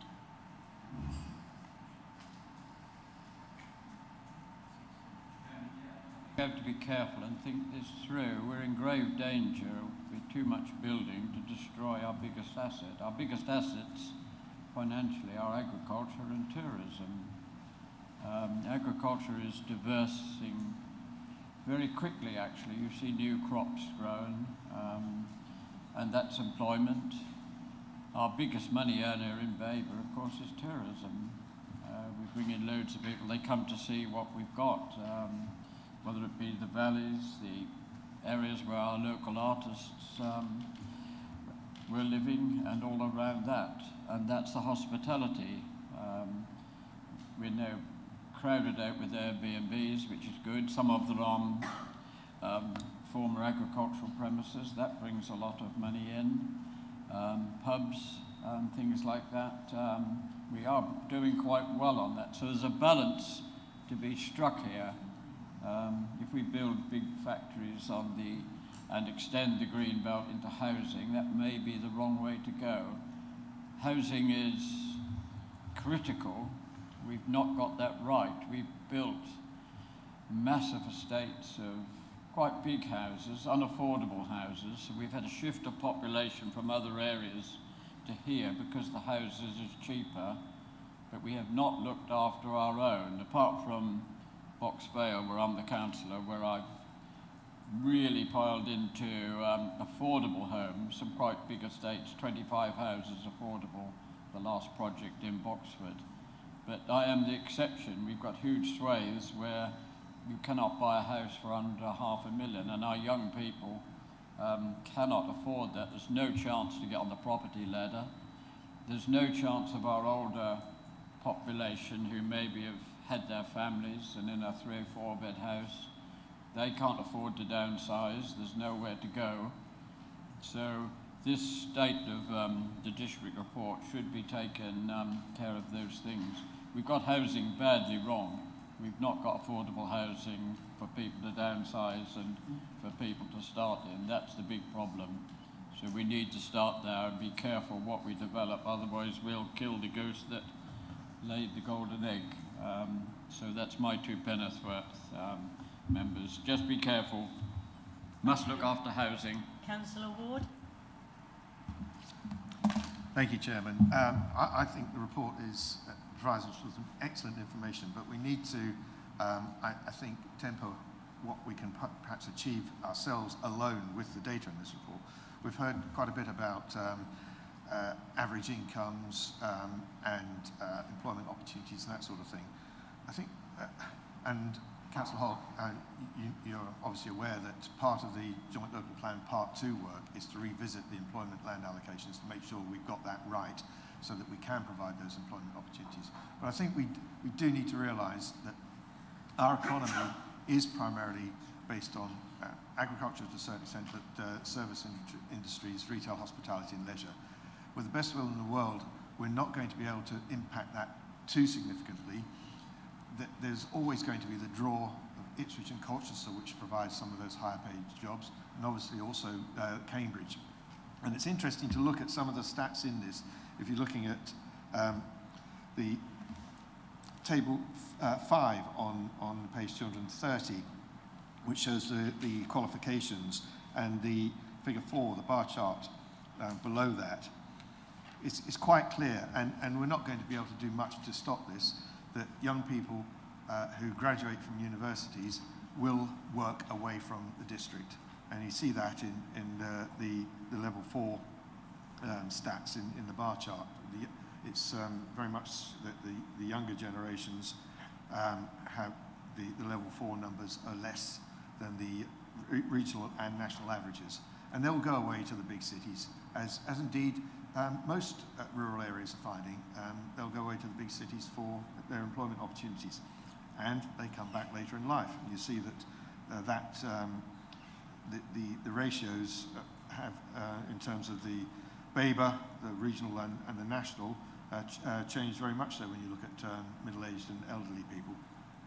And we can only do a certain amount to impact that. But it's not to say we shouldn't try, and we shouldn't make every effort to encourage smaller businesses, small, medium-sized businesses, startups in the more skilled area to come into the district and provide the locations for them to do that. And we're trying to do that in Hadley on a very small scale, but that's a prime example of that. And we will obviously see where we can find other opportunities for that. Thank you. Got Councillor Beer, then Councillor Holt. Thank you, Madam Chairman. Well, lots of what colleagues in the room have said are all genuine and quite true. There's a couple of issues, though. I think the earnings of male full-time workers and female full-time workers, there's £100 sort of difference there. We should be trying to encourage that they are paid equal pay, because a woman doing the same job as a man and vice versa should get the same sort of money, in my opinion. So that's one area. The other area, and this may not be what some members want to hear, but on the housing. We do need more houses. Yes, we have tourism and what have you in the area, but we do need, people need homes to live in, and we need to build more houses. I don't know how many homes we've built since May, but I don't think that many. And we need to encourage bungalows. You're quite right. People who live in large 4-bedroom or 3-bedroom houses and want to downsize can't get a smaller place. Bungalows and things we need. But unless you give permissions for some of these, they're not going to happen. And as I said many years ago, villagers have got to take their fair share. A lot of them have, but the population is still growing. And we still need to encourage our younger people to stay in their areas. We've got to provide the homes. We've got to try and provide them cheaper. But there does seem to be a movement, Madam Chairman, that we're going away from building homes for people to live in. That is important. And we should get back to that, as well as all the other things, and there's quite a few here. But at the end of the day, build homes for people to live in, and they can afford. Thank you. Picking up on what Councillor Ward said, there is a shortage of commercial property within Babergh. You speak to commercial agents, you'll have that verified. I think Councillor Ward's fully aware, and I'm sure Councillor Davis is as well. What that actually ends up is we lose businesses, because those businesses then want to expand, and there is no commercial property for them to move into. We lose them out of our district. We may not lose the jobs, those jobs may remain in our district, they then travel further, and that's a knock-on effect. If we don't try to sort this problem, we're going to stifle growth. We are going to stifle these businesses, we're going to smother them, and we'll lose even more. So we've got to try and find a way of clearing the blockage that we've got, because if we don't, this district is going to suffer with less jobs, less income, less earnings, and less opportunity for our youngsters.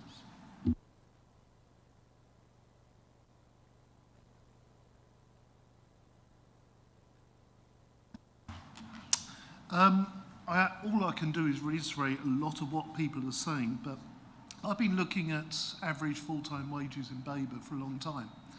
In 2011 census, the average full-time wage in Babergh was, in East Anglia, was only matched in its terribleness by King's Lynn, which has got a much higher deprivation rating than we have in Babergh.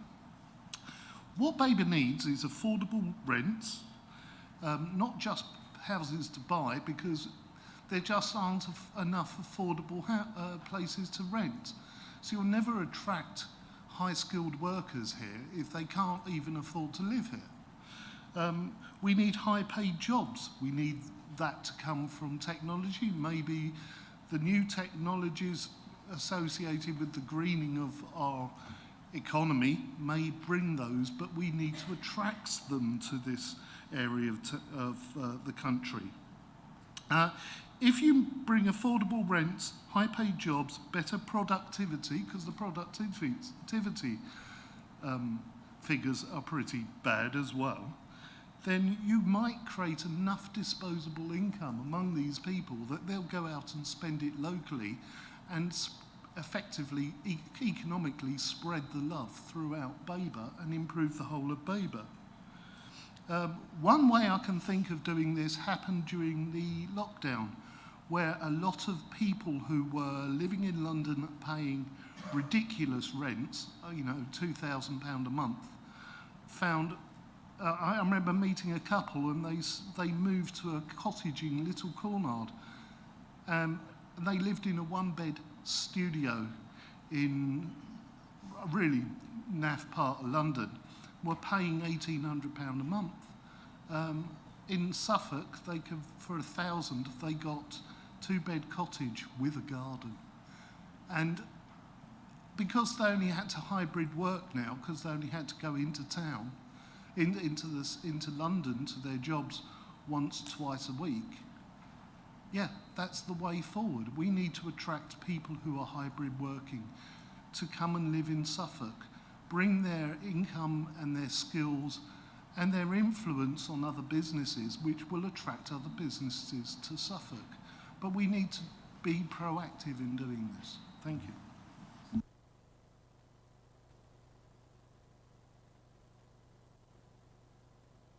Yeah, thanks.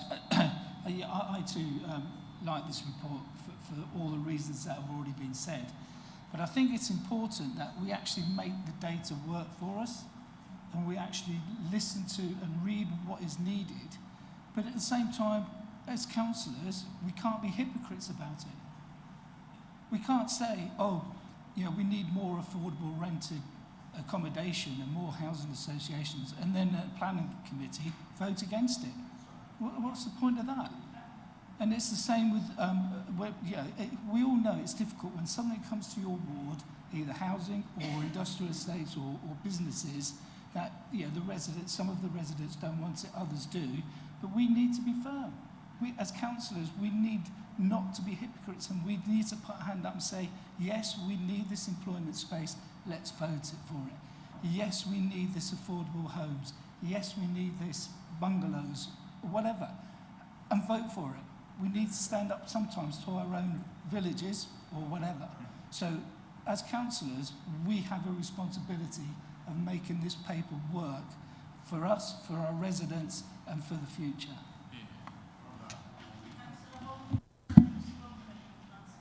Thank God for that. Right, Councillor McCraw, before we go to the vote, do you wish to sum up? If I was going to sum up, it's very simple as this. We could use this for a lot of reasons. We're going to use it. That's the point of the corporate plan refresh and all our other policies. Everything we do can be influenced by this data and the future data to come in future years. But it's just the data, okay? It's the facts. That's all it is. There's no point blaming any one thing. These are the facts. This is our baseline, and from here we carry on our work. A lot of the work is already in place. We're already acting on many of the points that people have been making. So I commend the report, and I asked you to endorse it, and we will publish it on the website, hopefully next month. Thank you. I'll now ask the Corporate Manager, Governance and Civic Office to conduct the electronic vote. Thank you, Chair. That is showing in blue for members to cast their vote. Councillor Riley, can I take your vote, please? I endorse. Thank you. And Councillor Beer. Thank you.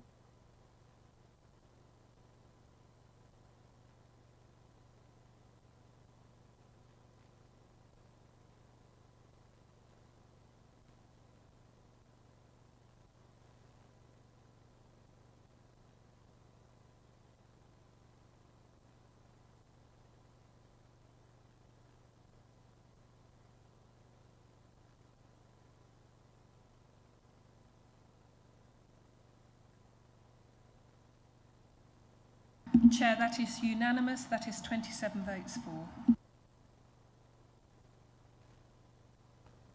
Manager, Governance and Civic Office to introduce the next report, which is the recommendation from the Independent Remuneration Panel, and it's report BC/23/17. Thank you, Chair.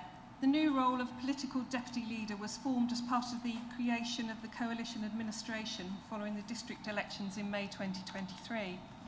Councillors asked to consider the recommendations in the report and decide whether the role should attract a special responsibility allowance. The Independent Remuneration Panel were consulted as required. They asked me as the manager to go away and do some research to see what other councils do with this sort of similar situation. I approached the LGA and they were able to provide some evidence, and I also interviewed three chief executives of three councils. All of them paid a remuneration for their different arrangements they had, and these were sort of the non-statutory deputy leaders. You're asked to consider that the IRP agreed that the role should attract a special responsibility allowance, and they are recommending to council that that allowance is the basic allowance times by 1.25, which is 8137. So I'll ask council to consider the report and propose and second it, please. Councillor McLaren, can I have a seconder, please? Councillor Register. Any questions? Councillor Holt. Could the officer just explain, as a cabinet member, that person gets 8137. If you're then deputy leader, you get another 8137 or not? Chair, yes, that is correct. I don't, if councillors remember when they agreed the last IRP's review, the report, they agreed that councillors would be restricted to 2 special responsibility allowance. So that would be the portfolio holder would have an SRA, and the political deputy leader would also have an SRA, so they would have their 2 there. That's on top of their basic? Yes, that's correct. Any other questions? Councillor Holt. I don't like this and I don't agree with it. We have 1 deputy leader as a rule, and now we've got 2. And the only reason we've got 2 is a political one. And this is going to cost our residents another 8,000 quid. Now, a lot of our residents will like another 8,000 quid. So you've created a role, and now you want paying for it. I think that's totally wrong. Totally wrong. If you just went with 1 deputy leader, we would be no different. But to create the role twice and then expect us and the residents to pay more money for it, I think it's totally out of order. Totally out of order.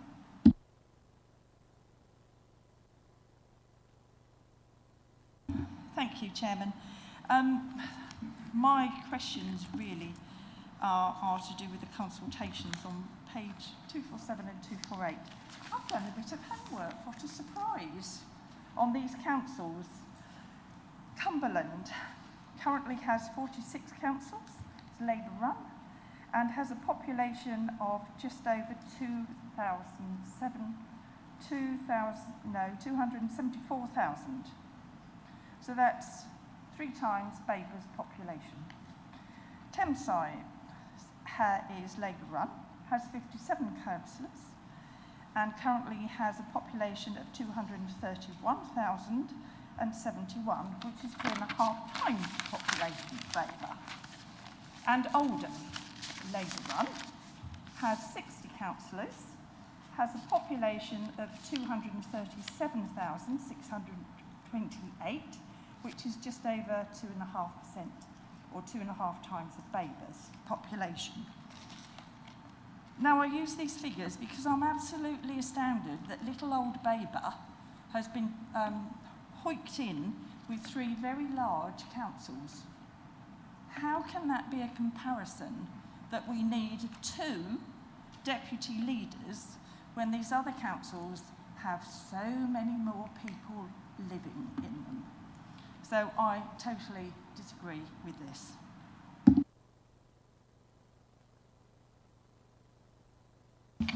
Thank you, Madam Chairman. My question is, we've got 2 deputy political leaders, and there is a payment of £8,137 being paid. This is for doing a job to 100% of their ability. Did they consider a job share, whereas you have 2 if you want 2, but you split the £8,137 between the 2, which to me seems acceptable and quite right. I can't accept that we can pay somebody another 8,000 for doing only 50% of the job, which yesterday one person did 100% for that amount of money. Has that been considered? I mean, it's criminal. Thank you. Chair, if I can just respond. So the research that was undertaken was as a result of the evidence and the information given from the LGA. When we looked at the research, it was to look at where there were more than one. So you have a leader and a statutory deputy leader. We were looking at councils which had adopted a slightly different style of leadership. And so that was why we were looking at those councils, because they had a statutory deputy leader and a non-statutory leader. The IRP were given that evidence, and that is their recommendation.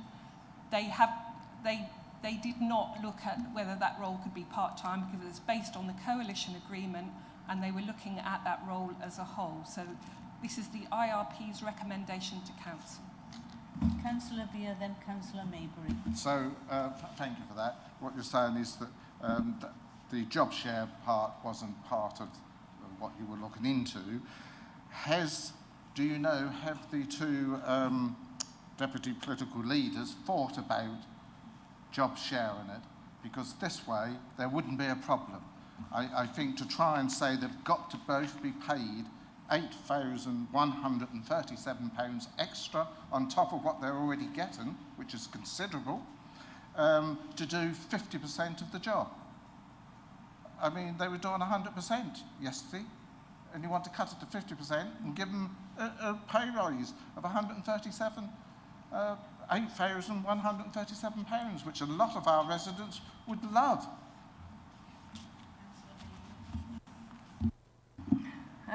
Thank you, Chairman. Are we in questions or debate? Right, jolly good. Right, well, I didn't ask my question, but I think I was very lucky that Jan anticipated it. I would still like to know why the IRP used these examples of councils that were not anywhere near in the same league as us. So, Councillor, as previously explained, when the LGA directed me to speak with councils, the information that they provided and were looking at was where there was a non-statutory leader and a statutory leader. The actual size of the councils were not taken into account. It was where they had different political leadership arrangements, and those three were chosen because they had a deputy leader and a non-statutory leader. Thank you. I'm going to come back onto this, and this is not personal at all. However, I would have thought in consultation that you would have spoken to our Chief Executive and probably our monitoring officer about this to make sure that they were proper comparisons. And it really worries me that this has not been done. My question to follow up on this is, when I was first elected to the Cabinet, I actually served a year without being paid. I'm going to look at all of you lot over here, your coalition. You are new. How would you like to follow the steps of the immediate... No, we weren't paid to start off with. No, we weren't. In the Cabinet, we were not paid. So how would this coalition like to put forward the same, I'm going to say, probably respect to residents, that you will not pursue this?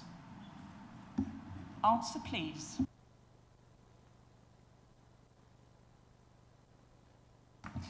Yes, Chair. I think there was a question in there sort of indirectly directed at me in terms of whether or not I was consulted as part of the IRP's work. Obviously, as Jan Robertson has outlined, this is the Independent Remuneration Panel's recommendation to full council. It's not officers' recommendation, it's not councillors' recommendation, it's that Independent Remuneration Panel's recommendation. However, I'm more than happy to confirm that they did consult with me and I gave them my views. Councillor Holt. Can I ask the political leaders, I think we've only got one here actually this evening, and we've got Councillor Ward, what their process was for going for this? Because, as I said earlier, it's purely political makeup of the Cabinet, which I fully accept and understand. But why create a role that incurs more costs at this time when people are really short of money? I just don't understand your political thinking to try and generate a role that incurs a cost. When, as Councillor Beer said, one person can do the role 100%, and yet you're creating a role for two people to share that role at 50% each, but another £8,000. It doesn't make any sense. So I'd like to hear from political people what your views were and how, your understanding and your reasoning for this. Councillor McCraw, and then I can't see your name, I do apologise. Thank you. Councillor Davis. I'm just awaiting an answer from our colleagues across the pond, as it were. I mean, it seems to be getting wider and wider, so I'm going to call it the pond. So are you going to show respect to our residents and withdraw this idea of having two payments for two deputy leaders? Surely one payment split between the two, because they have their cabinet allowance as well, is more fair to every single resident in Babergh. Answer, please.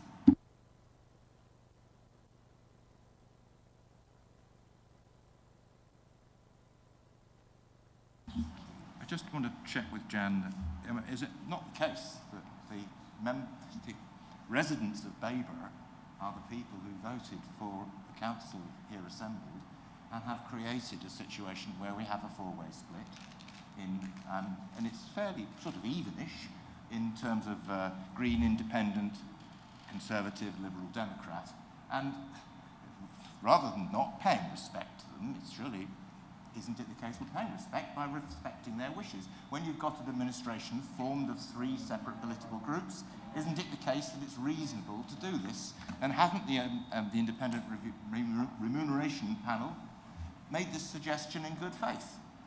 That's my reading of it. Is that correct? Thank you, Chair. Just to clarify, the Independent Remuneration Panel were consulted on this. This did not come from political group leaders. They were consulted because every time there's a change to any councillor allowance, we have to consult with the IRP. They asked me to go away and get that evidence. I provided it with it. This is their suggestion. It's, you know, and because it is a new post, there is a role description attached. The role is slightly different. This is their recommendation to council. It does not come from political group leaders. It's the recommendation of the Independent Remuneration Panel. Thank you. Thank you, Chairman. But there is nothing that states in statute, surely, that the two deputy leaders could not... Sorry, I'm interrupting. Don't ask me. Councillor Davis, do you mind if we let Councillor May complete and then I'll come to you? Thank you. There's nothing in statute, Ifty, is there, that states that the two deputy leaders cannot decline a full payment of an allowance. They could, between themselves, share one. So instead of 8,137 for two, it would be 2,050, 60, 70, about £2,070. £4,070. There's nothing in statute, is there, monitoring officer, that says they cannot decline. Thank you. Yeah, I just wanted to it's fine. I just wanted to clarify something that obviously this does come from the Independent Remuneration Panel. Are we able to change this recommendation? Because I, for one, find myself in agreement with the other side. Sorry guys, but I do. And so are we able to change the recommendation and vote on that?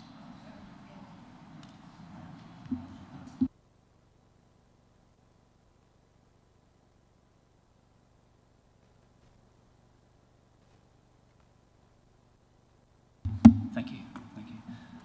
Yes, sorry, I'm just... the thing that strikes me is that no one seems to have challenged this. And it's a very simple question here. Do we need two deputy leaders? And why do we need 2 deputy leaders? If one job can be done and it's done for salary, it's not fair to give to residents the burden of an extra salary. It doesn't make any real sense. And I think we have to be aware that we are all being watched and viewed, and it will look like bureaucratic council at work if we're not careful. Thank you. Interim Director, Law and Governance is going to comment, and then I'll ask Councillor Ward, who is the only leader here, political leader. So we'll put him on the spot. Sorry? It's not a political group.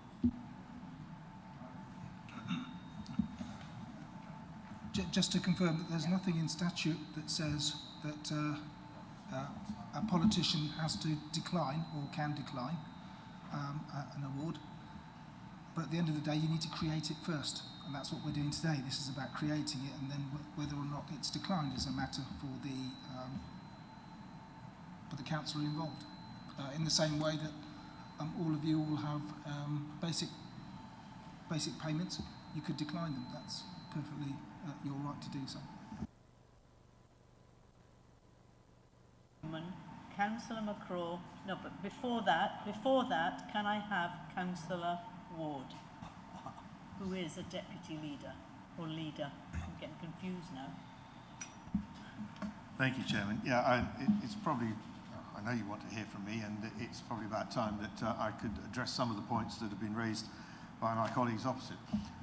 Just to clarify one or two things. Firstly, Councillor Maybury, I've been on Cabinet ever since the Cabinet system was introduced in May. Order, Madam Chairman. Are we still in questions, or are we in debate? We're still in questions. Well, I don't know what the question is coming we'll from. We'll give him a chance to ask. I thought you've asked me to respond to the questions. Yes, I have. So I'm not going to be asking the question, I'll be responding, Councillor Beer. I've been on Cabinet since May 2017 when the Cabinet system was first instigated, and I recall right from the first off that we were paid a Cabinet member's allowance. So I don't know where you've got that, Councillor Maybury. Councillor Beer, the remuneration for all members at Babergh, whether it's the basic allowance, whether it's Cabinet member allowance or allowances for planning committee chairman, planning committee member, whatever, are not that high. They do not reflect the workload that we all put in, all of us, at every level. And I know that a number of the new members are picking up a lot of ward-based business, and it's taking a lot of time, and they're putting in that time and effort, and they're not being recompensed satisfactory in my opinion. But looking at what we've got here at the moment, we have a new coalition here. We've put into place a leadership arrangement that it was unique in Babergh's history, unique in the county, but as you'll see, there are examples elsewhere, where we had effectively a tripartite leadership. Councillor Busby is the leader, and Councillor Saw and I are equivalent deputy leaders. We share the workload a lot more than we have shared in the past between leader and deputy leader. The workload has picked up significantly. We have an ambitious programme. Chairman, on a point of order again, we're having Councillor Ward, with great respect, justifying what's being asked for. He's not asked the questions. He's not asking questions, he's responding to your questions. Your questions. Because I have been asked by your members to respond, and I'm doing so. Do not use the point of order to close down the debate.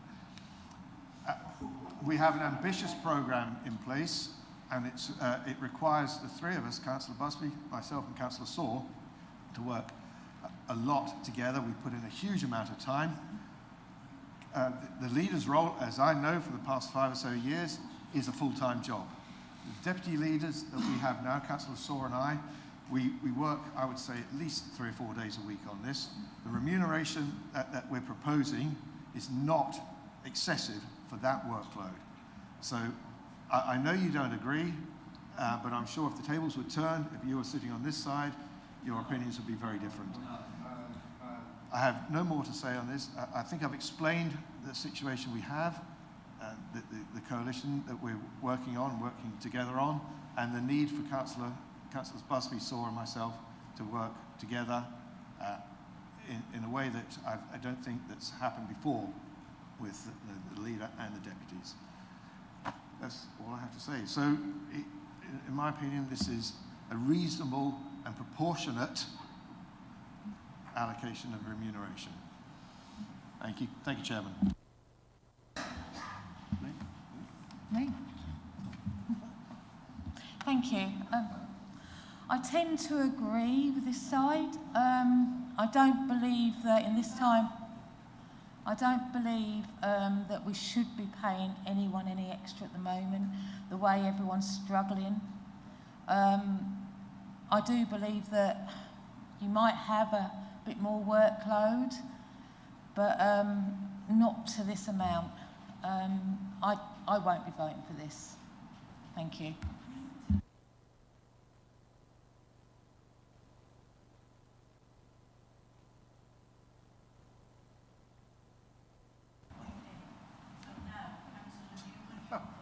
Well, my question is, don't you think it's ridiculous that we're asking £8,000 out of the taxpayers? It's a lot of money to the people in the street. It looks like we're feathering our own nest. I know you all work hard. I work hard. We do a lot of work for nothing on the parish councils and everything. It's just the wrong time. Why don't we just, it's our decision, why don't we just say we don't want it at this time?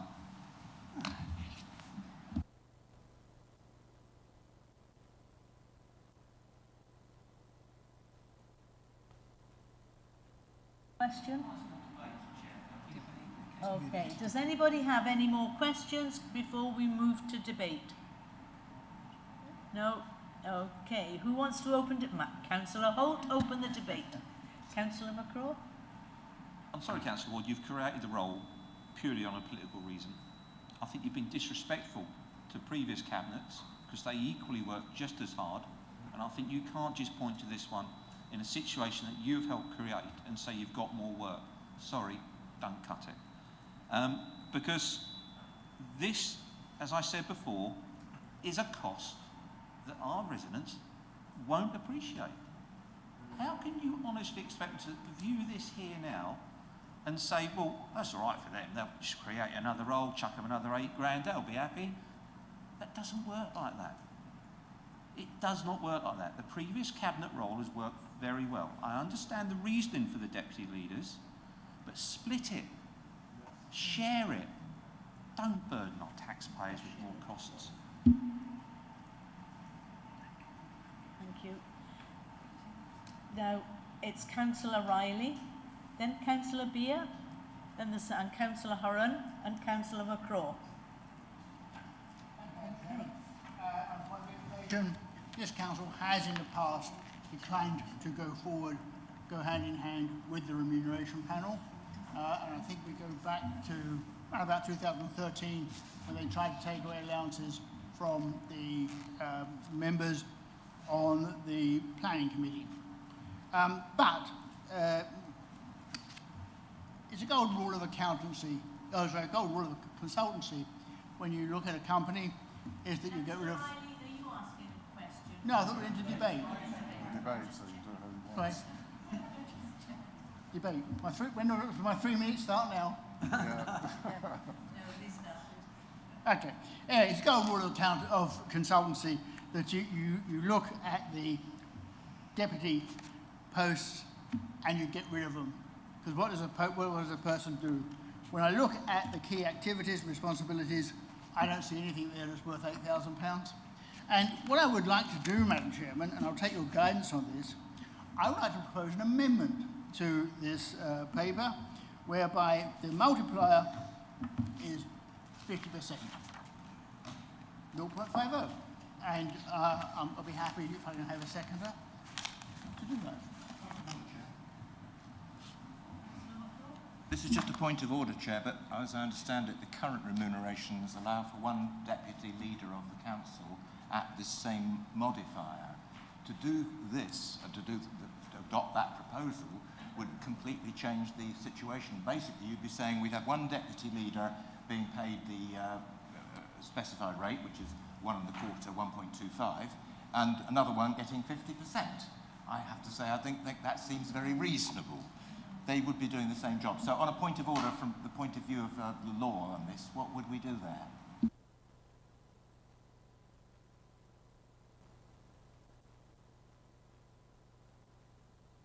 So, just to be clear, we've got a proposal for an amendment. We've then got a point of order. Before we get into another point of order, I think it's probably sensible to answer the first one. There isn't a point of law there.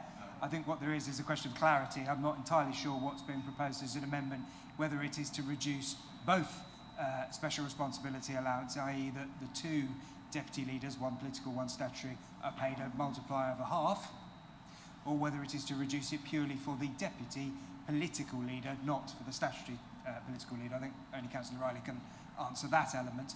And just coming back to Councillor McCraw's point, yes, currently, as you walked into the room, as opposed to how you might walk out the room, you pay a 1.25 multiplier to the deputy statutory leader. And nothing to the deputy political leader.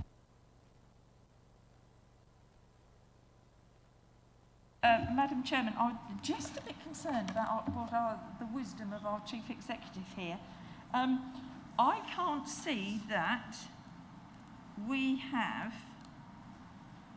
got a new role of political leader in the paper, and it says Deputy Political Leader 2, and a multiplier of 1.25, which is 8,137.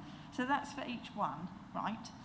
Our Chief Executive was talking about that we have one statutory deputy leader and a political leader. I can't see that in the paper at all, and unless I've completely missed something, then I think this is wrong.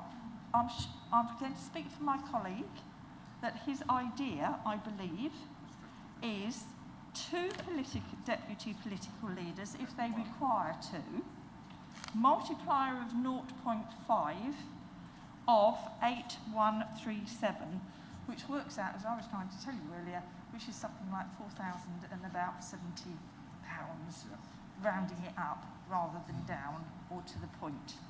So I'm just a bit concerned about what is coming in with this information, or whether this needs to be parked and come back in a couple of months' time. Thank you. Shall I reply? So I don't think, personal view, I don't think parking and coming back in a couple of months' time is particularly going to aid to the debate. I don't think any of you will have changed your minds at that point in time.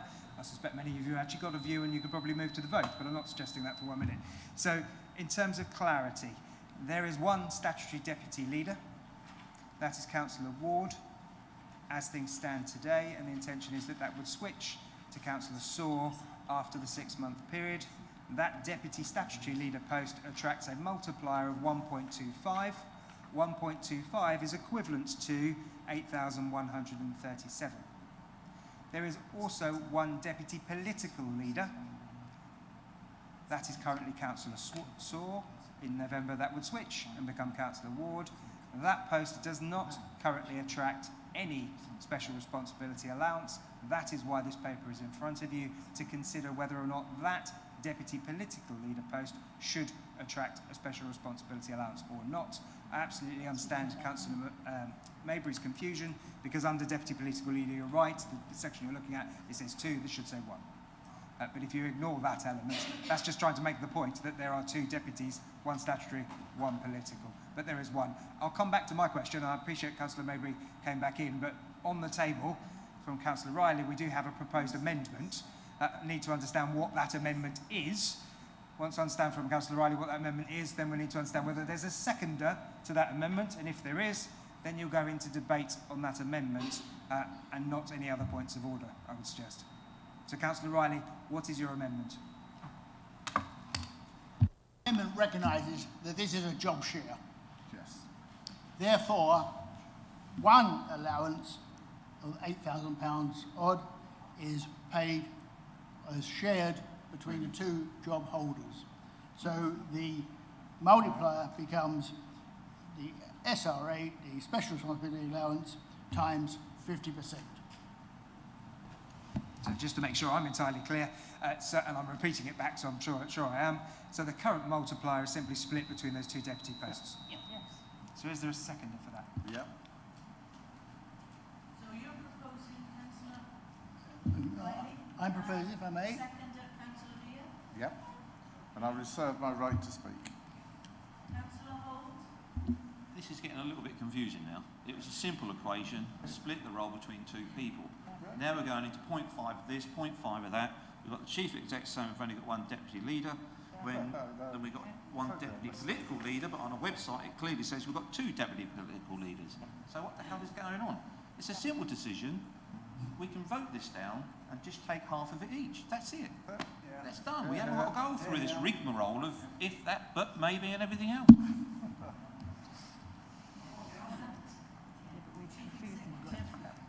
So, just to help Councillor Holt, you do have two deputies, one known as statutory, one known as political, one receives a special responsibility allowance, one doesn't. The report in front of you is suggesting that the other should. The proposal on the table, so you're not in a position to vote this down in terms of the recommendation at the moment because you've got a new proposal on the table, which is Councillor Riley's amendment, which is that the allowance, the current allowance, so the 8,100 and whatever the figure is, I haven't got it in front of me now, is split in half and shared by the two deputies, which I think, Councillor Holt, is actually what you're saying. So I think you're saying the same as Councillor Riley. That's the amendment on the table.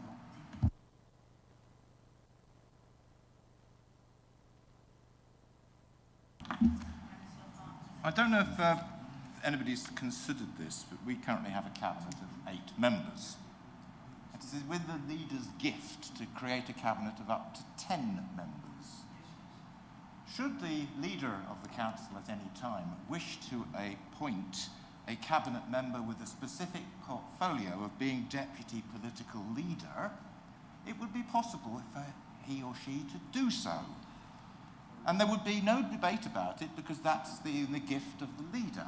So effectively, and I just want to point this out, we're debating this whole subject, the figure of 8,137 has been painted as a cost to the electorate. Our 92,000 voters, sorry, our 92,000 residents contribute 1/3 of our income through council tax. So if we take 1/3 of the proportion of those people, that's £11.30, divided by 3, works out at about £3.70 a year, being the additional cost for this deputy political leader, which I remind you could just as easily be a cabinet appointment made by the leader under existing powers. So I think we're in circles here.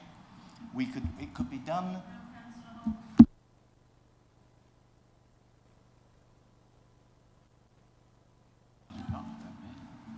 Thank you, Chair. Labouring this, aren't we, this evening? What I'm wondering, what I need clarification on, because now we're dealing with Councillor Riley's proposal, and I'm perfectly prepared to accept that I've got this wrong, but frankly I'm completely tied up in knots now with it all. But are we not proposing with Councillor Riley's proposal, are we not in effect proposing a pay cut now? Because we've got a statutory payment. We've got a statutory payment at the moment for the statutory deputy leader, and no payment at all at the moment for the political leader. So if we go with Councillor Riley's proposal, we're halving the existing pay. So that actually represents a pay cut, does it not? Allowance. Yes, sorry, not a pay cut, an allowance cut. Surely. I'm thinking on my feet, but no, I don't think it does. And the reason I say that is because what you have at the moment is one councillor receiving that full allowance for 6 months, and the other councillor receiving that full allowance for 6 months. I think if I've understood the proposal correctly, both councillors would receive half the amount for 12 months, which, if my maths is correct, adds up to the same amount overall over the 12 months.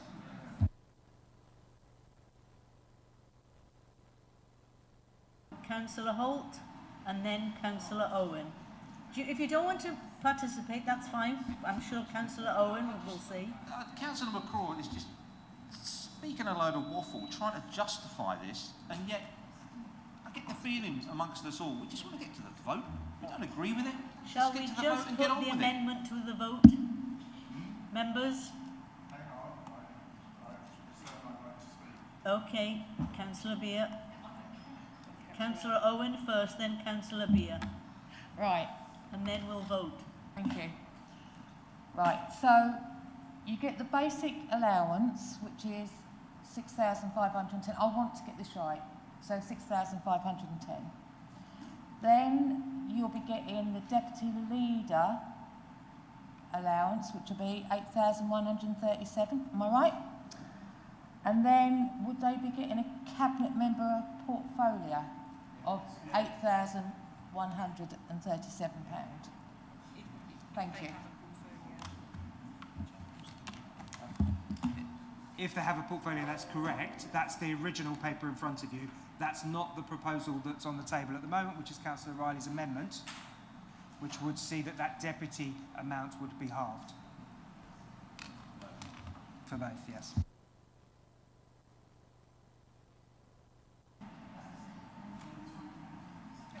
Okay, Councillor Beer and then Councillor Riley, and then we must go to the vote.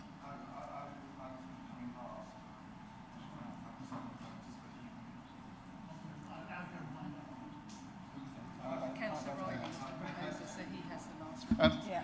Thank you, Madam Chair. Councillor Riley should have the last opportunity to speak to wrap up. I Okay? forgot he proposed it. Right, well, we all know what we're talking about. Those figures, and I quickly did some sums here, Alison, Councillor Owen, come to £22,784, which one person could get. What I want to say to members opposite, it's within your gift as to whether we do this. Hopefully the two people concerned would only accept 50% of it each, which would solve all the problems. But remember, this is council taxpayers' money. I know the leader, Councillor Ward, doesn't really concern himself too much about that, and I constantly remind you that it is the taxpayer of Babergh that foots all this. Now, you said that it was only £8,000, a drop in the ocean. Well, to the residents out there, that is a lot of money. You can't just keep asking them to pile out to pay for members who are already getting a reasonable return for what they're doing. The workload's going to be reduced anyway, because that'll be 50-50. So there's no justification. You really need to look at your consciences, members opposite, because at the end of the day, the people who vote you in can quite easily vote you out on issues like this. And I can assure you, I should be reminding you and the people that this is a council tax bill that you're putting on them totally unnecessary. And really, you're insulting them. It's an insult to the residents that put us here, that we just turn around and say, right, we can afford another £8,000, we'll pay another council member to have extra money and do 50% of the job. It's just not on. It really isn't. And you should look at yourselves before you put your hands up to vote in favour of paying this extra. Thank you. Oh, you'll get a few more before the end of this term.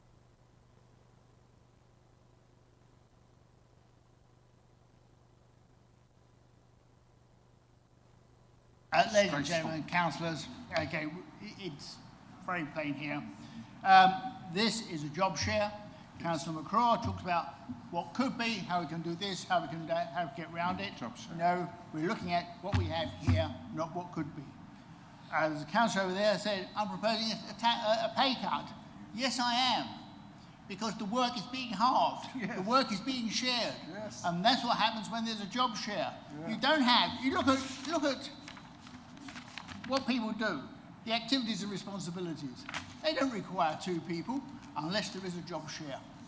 You know, otherwise you've got enough. We go to the vote, Madam Chairman. It's a job share. We have the multiplier, instead of 1.25, at 0.5. And it applies to both leaders, both deputy leaders. Thank you, Madam Chairman. Thank you. We'll now move to the vote, and I'll get Jan to explain it. So, councillors, that vote is now showing in blue, and it reads to agree the amended recommendation proposed by Councillor Riley and seconded by Councillor Beer. So please, can you cast your votes? Councillor Riley, can I take your vote, please? Yes, I'm in favour. And Councillor Beer. Can I take yours? Thank you.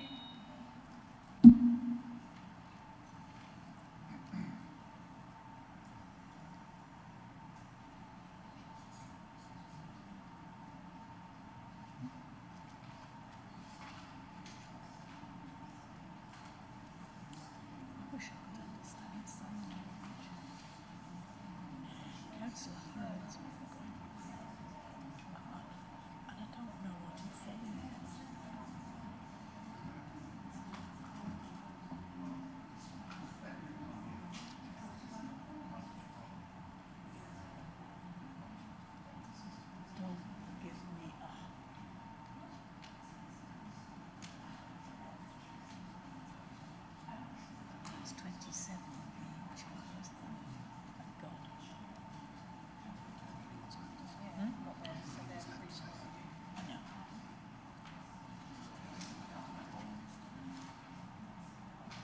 Councillor Potter, can I take your vote? Or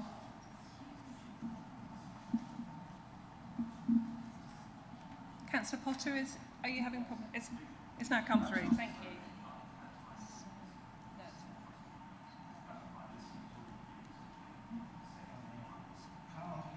Sorry, are you for or against? We've got it. Fine. They've got it. Good, good.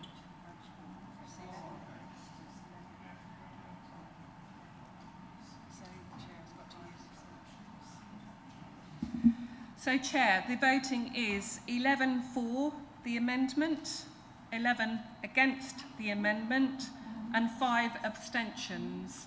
So I'm going to ask you, would you want to exercise your casting vote?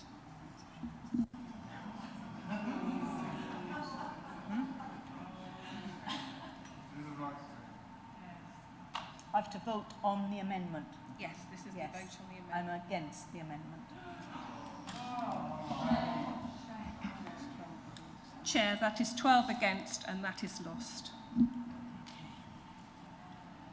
We now return back to the substantive recommendations in the report. Okay, so we're now back to the substantive, and where are we at? Debate. So Councillor McCraw, Councillor Horan, and then Councillor Parker? I was actually just going to move that we've already seemed to know where we stand. Can we just move directly, and I'm proposing we move directly to the vote on the substantive recommendation. I ask for a seconder for the vote to move to the final standard recommendation. Can I have a seconder for the original motion? Simon Dowling, thank you very much. Okay, it's now going to the vote. No, we have to vote. Sorry, we have to vote whether to go to the vote. You have to be satisfied that you've had sufficient debate. If you can ask them if they're all in favour. So, are you all in, can I do it by hands? Yes. Are you all in favour of going to the vote? Yes. Are you in favour of going to the vote? To then vote. Can you show your hands, please? I am. Members, if you could clearly put your hand up and leave them up as to, are you in favour of now moving to the vote on the substantive item? Stand up.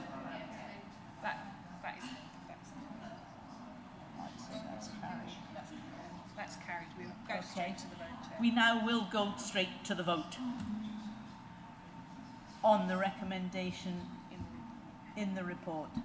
Thank you, Chair. That is showing now in blue for councillors to cast their vote. Councillor Riley, can I take your vote? Against. Thank you. Councillor Breer? Against.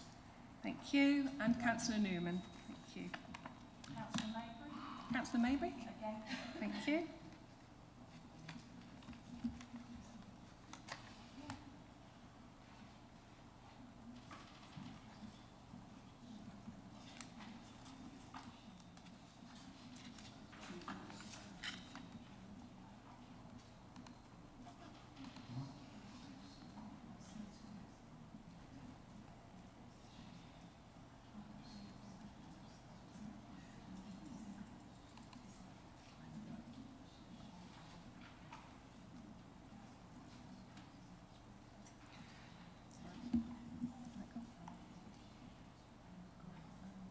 Councillor Osborne, are you having problems voting? Can I take your vote manually, please? Thank you.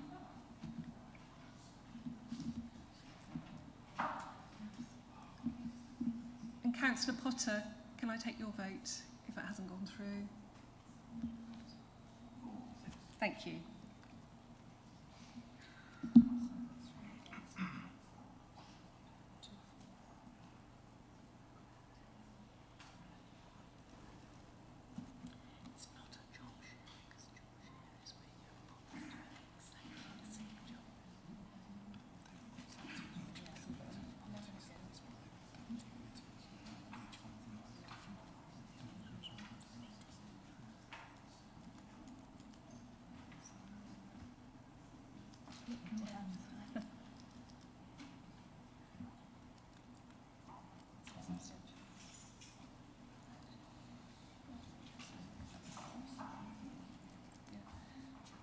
Chair, that is 11 votes against, 10 for and 6 abstentions, so that recommendation falls.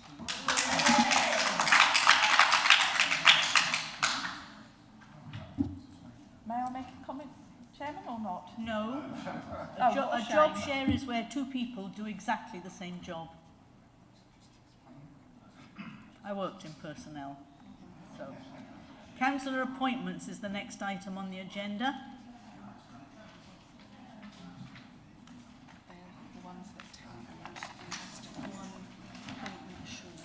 And we are short of one member on the Joint Advisory Committee and Partnership to Suffolk Coast and Heath. Do we have any nominations? Don't all rush. John? What? Yeah.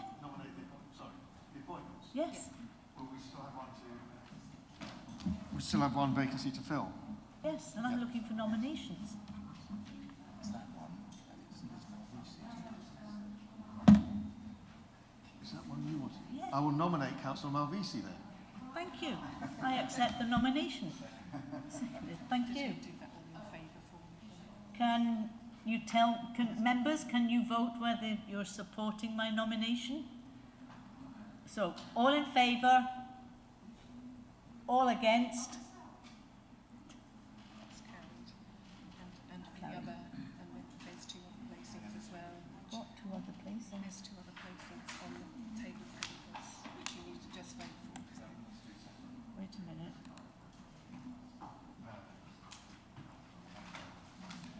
So, just for clarification, there are 2 more places that we do need to vote on. So if we could have a proposer and a seconder again, and a show of hands, please. We need The 2 places are